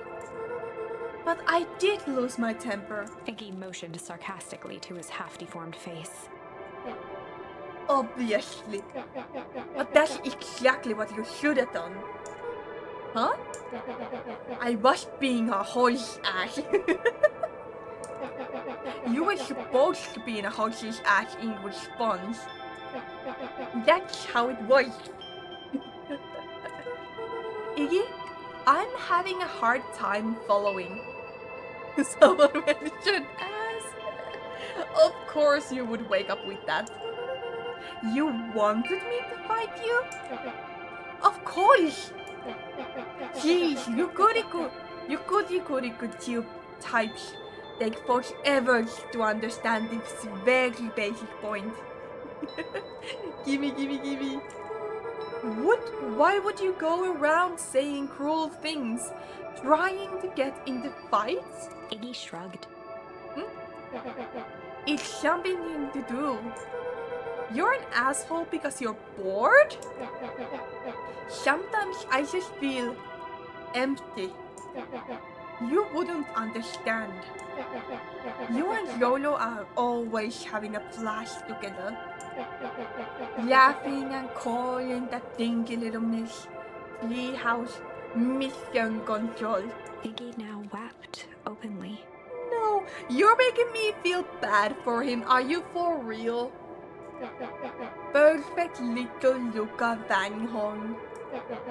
Which is perfect little life. My life is not perfect.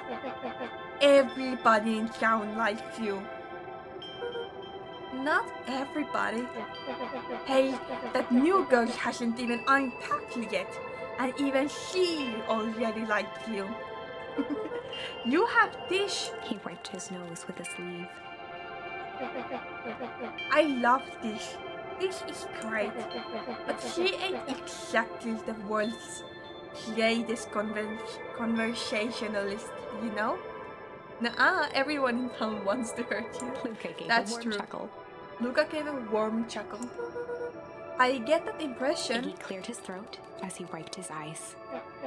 Huh, it must be raining out here. Definitely. I'm sorry, I'm going to open the window the curtains for the kitty. He's going behind the curtains. He's gonna make some noise. Because there you go. There you go. Not side. Bright light. What are you looking at though? That's interesting. Iggy arched into a wide yawn. We should probably try to get some sleep. Yeah. Let's lay low for now. Tomorrow we'll get to the bottom of all of this. Luca's eyelids began to slowly drift shut. Luca? Yeah? I always did want to see the inside of your dinky little tree house. What do you think? Not bad. I'll give you the full tour when we get back. You know what? That's all Luca could whisper before succumbing to sleep. Iggy snuggled in some more. When it comes to the worst stage of my entire life, this wasn't half bad. The house smelled of warm bread. Luca was playing with toy blocks on the living room rug. Sleep in the freezing cold. That's what I'm saying. Like, at least go into a house or something. Like, at least go into a building. There you would be at least somehow covered from the wind. Why would you sleep outside? Also, there's an ad in 50 seconds, so be aware about that. Double dead? Exactly. He looked up to see his parents on the couch. His mother held his father's head in her lap. She idly stroked his hair while humming a song. A voice behind Luca spoke. "This is how you remember them, huh?" Luca turned to see his own face. The doppelganger from his dreams. His own? Still clad in a yellow hazmat suit. Still carrying a look of disdain behind empty eyes. Aww. at this perfectly cozy scene. You know it wasn't really like this. The figure picked up a toy block and inspected it. What do you mean it wasn't really like this? It's amazing the facades that one can build given the right materials. More lore? Are we getting to the lore part of the game? Oh. Not that I blame us. These are a child's memories, all warm and fuzzy. You don't remember, do you? Lucas snatched the block from the figure's yellow-gloved hand. Remember what? The doppelganger pointed to the couch.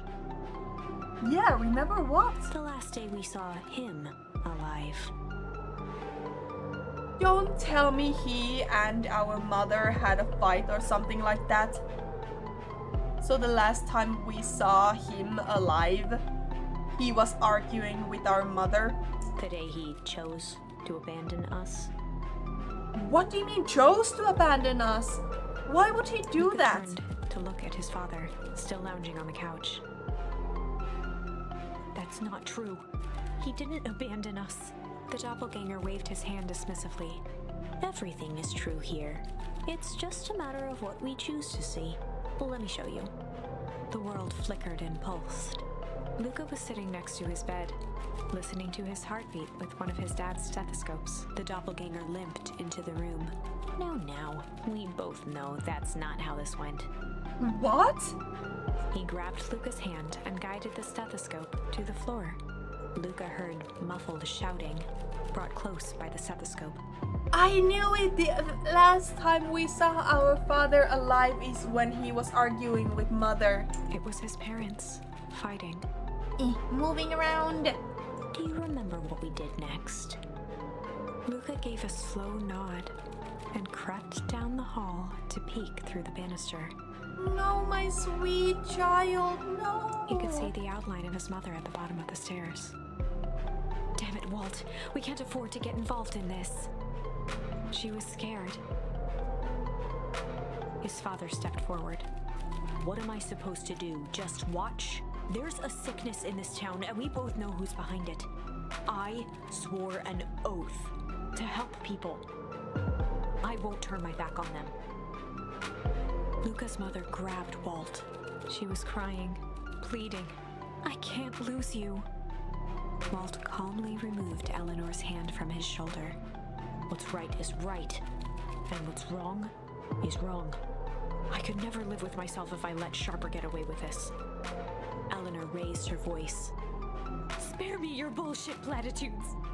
I'm sorry, I'm so quiet while this is going down. I'm really into the story right now. I'm really into what's happening. What about our son?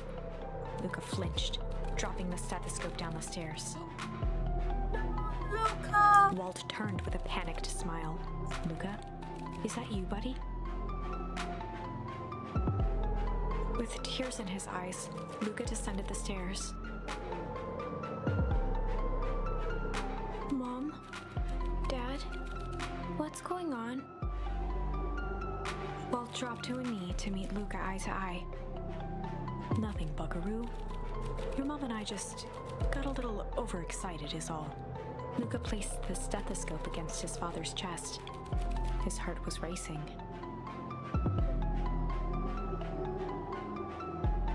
It sounded like you were going somewhere. Walt gently removed the device from Luca's ears. Listen to me, Luca. I have some business to take care of. Don't you dare leave! Don't you dare I'll leave! be back in time Father! to tuck you in. You can't leave! I'll be back in time to tuck you in. Don't speak bullshit! Don't speak bullshit! Don't speak bullshit like that! Luca hugged his father tightly. Don't speak bullshit! Promise? Don't promise! Don't you dare promise! Don't you dare say you promise! Don't you dare say you promise! I swear if you say you promise, I will never visit your grave again. If you say you promise, I will never visit your grave. Walt stood up, and walked to the door. He glanced over his shoulder. I promise.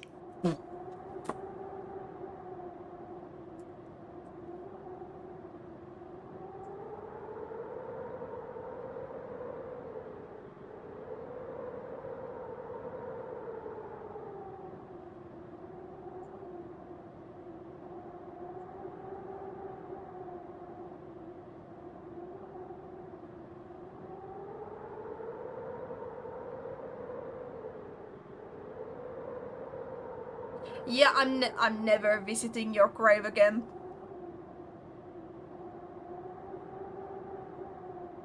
And from now on, I will not call you my father. You are a sperm donor. You are now only a sperm donor. You don't deserve to be called my father anymore. You are only a sperm donor. With a wink and a grin, he put on his hat and strode out into the evening sun. With a wink and a grin? You know damn well you're not coming back. Oh, who's she? A figure approached soundlessly from the foggy snowfall. Who's she? It stood above them, lingering in contemplation. Slowly raising one hand above Iggy, it snapped out 2 brisk raps on his head. From a deep slumber, Iggy sprang up defensively. Get your hands off me. Whether it was the calming presence or the recognition that he was not in danger, Iggy felt his clenched fists lower. What do you think you're doing? Luca looked up, gradually remembering his whereabouts. The figure exhaled a cloud of warm vapor. You two certainly have caused a lot of commotion. What's that supposed to mean? Take it easy, Iggy. We were here minding our own business. You're the one running around knocking on people's heads. I'm sorry if I hurt you, Iggy. You didn't hurt nobody. Anybody. Huh? Oh, I see. You think you're better than me. You... When it came to complete strangers, Iggy had trouble cobbling together an insult. You big-headed, scarfy-necked baseball. Okay, let's lower the temperature a bit here. Interesting choice of words. I was thinking the exact same thing, like maybe we should rise up the temperature a little bit, not lower it. Because like everything is covered in snow. I think we should up the temperature a little bit instead of lowering it. I mean, let's all just calm down. Who are you? A friend? An observer? A hitchhiker on the infinite expanse of possibility. Great. How about your name? If you must call me something, you can call me Nat. Iggy huffed with gratification. How about you make a light? You make like a gnat and bust off. Very well. Nat began to turn away indifferently. Wait! Had to help Mom set up DVD. What DVD are you guys going to watch? Do you live here? You might say that. So you know where we are? You might also say that. Look, pal, we just wanna find a safe way out of here. You gonna help us or not? Before knowing how to leave, one must know where they are. Oh, yeah, that's it. I'm not watching it, but it's a war movie or something. Oh, interesting. Luca, I don't know about you, but I'm getting out of here. One way or another. Iggy turned sharply and began to stomp off. Enough with the riddles. Iggy, wait up. Realizing he'd worn their patience then, Nat relented. Very well. I suppose this isn't the time for metaphors. I'll show you how to get back home. Luca and Iggy turned around with hope in their eyes. Come here. Nat took a deep breath in. Close your eyes. Nat exhaled slowly, then snapped his fingers. I thought this was a woman. I thought this was a woman.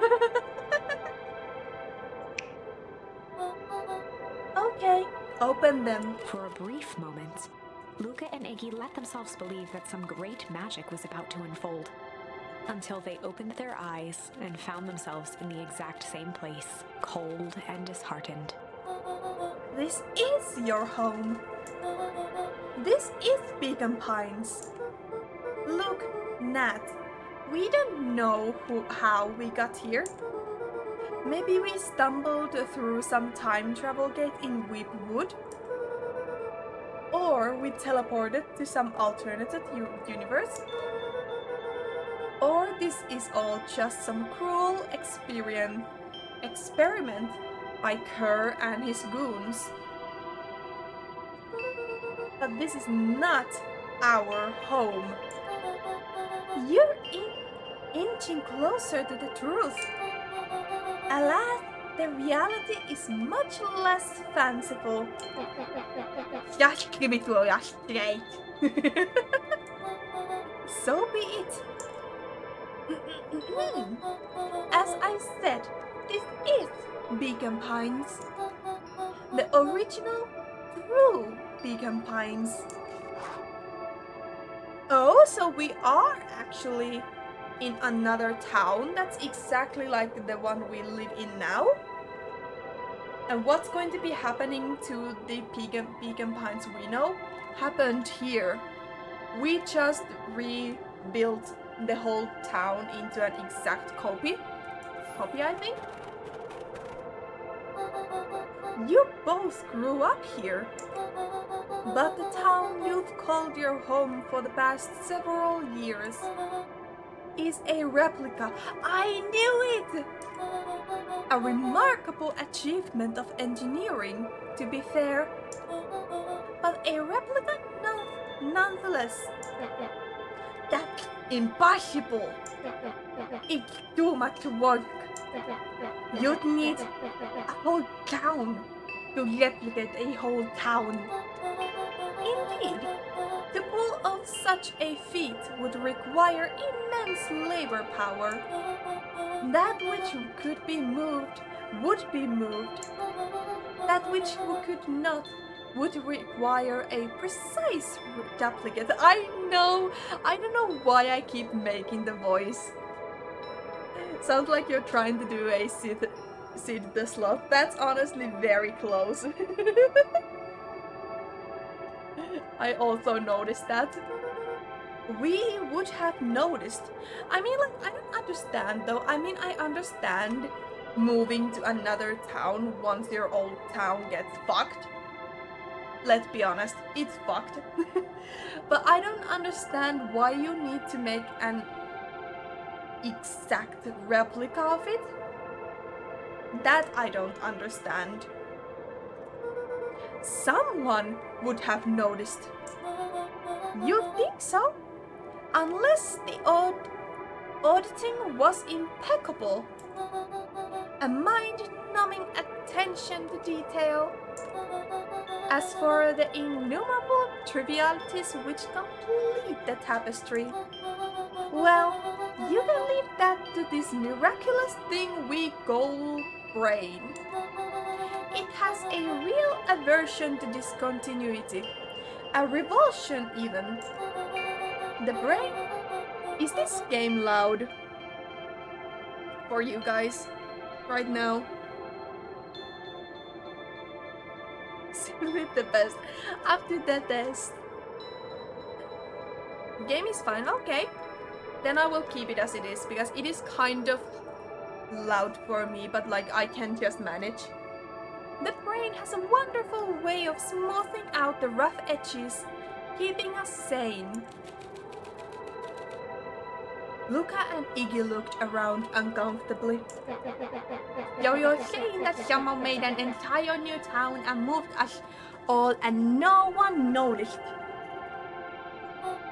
Precisely. But why? What is the one a question that can never be answered with certainty? It is Sid.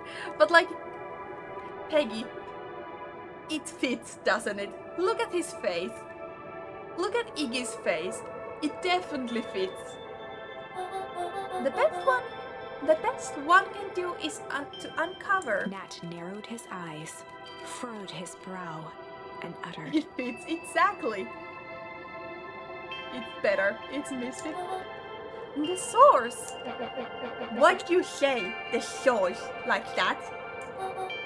Why, indeed? Luca began to laugh uncomfortably. It's all ridiculous. There's no way Tay good.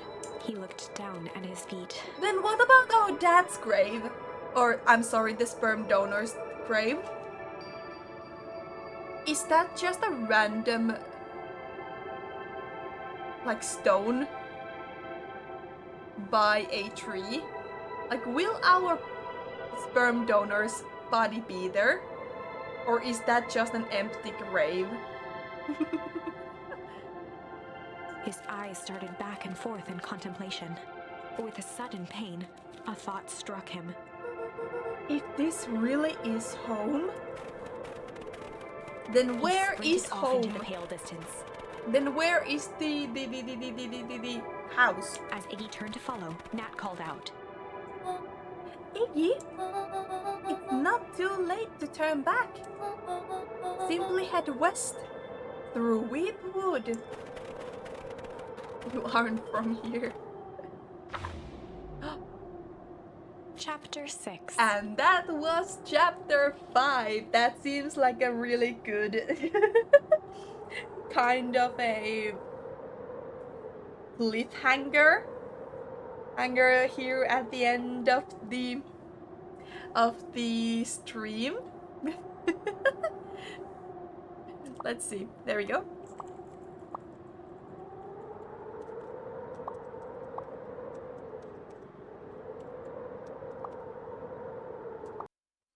Oh, it.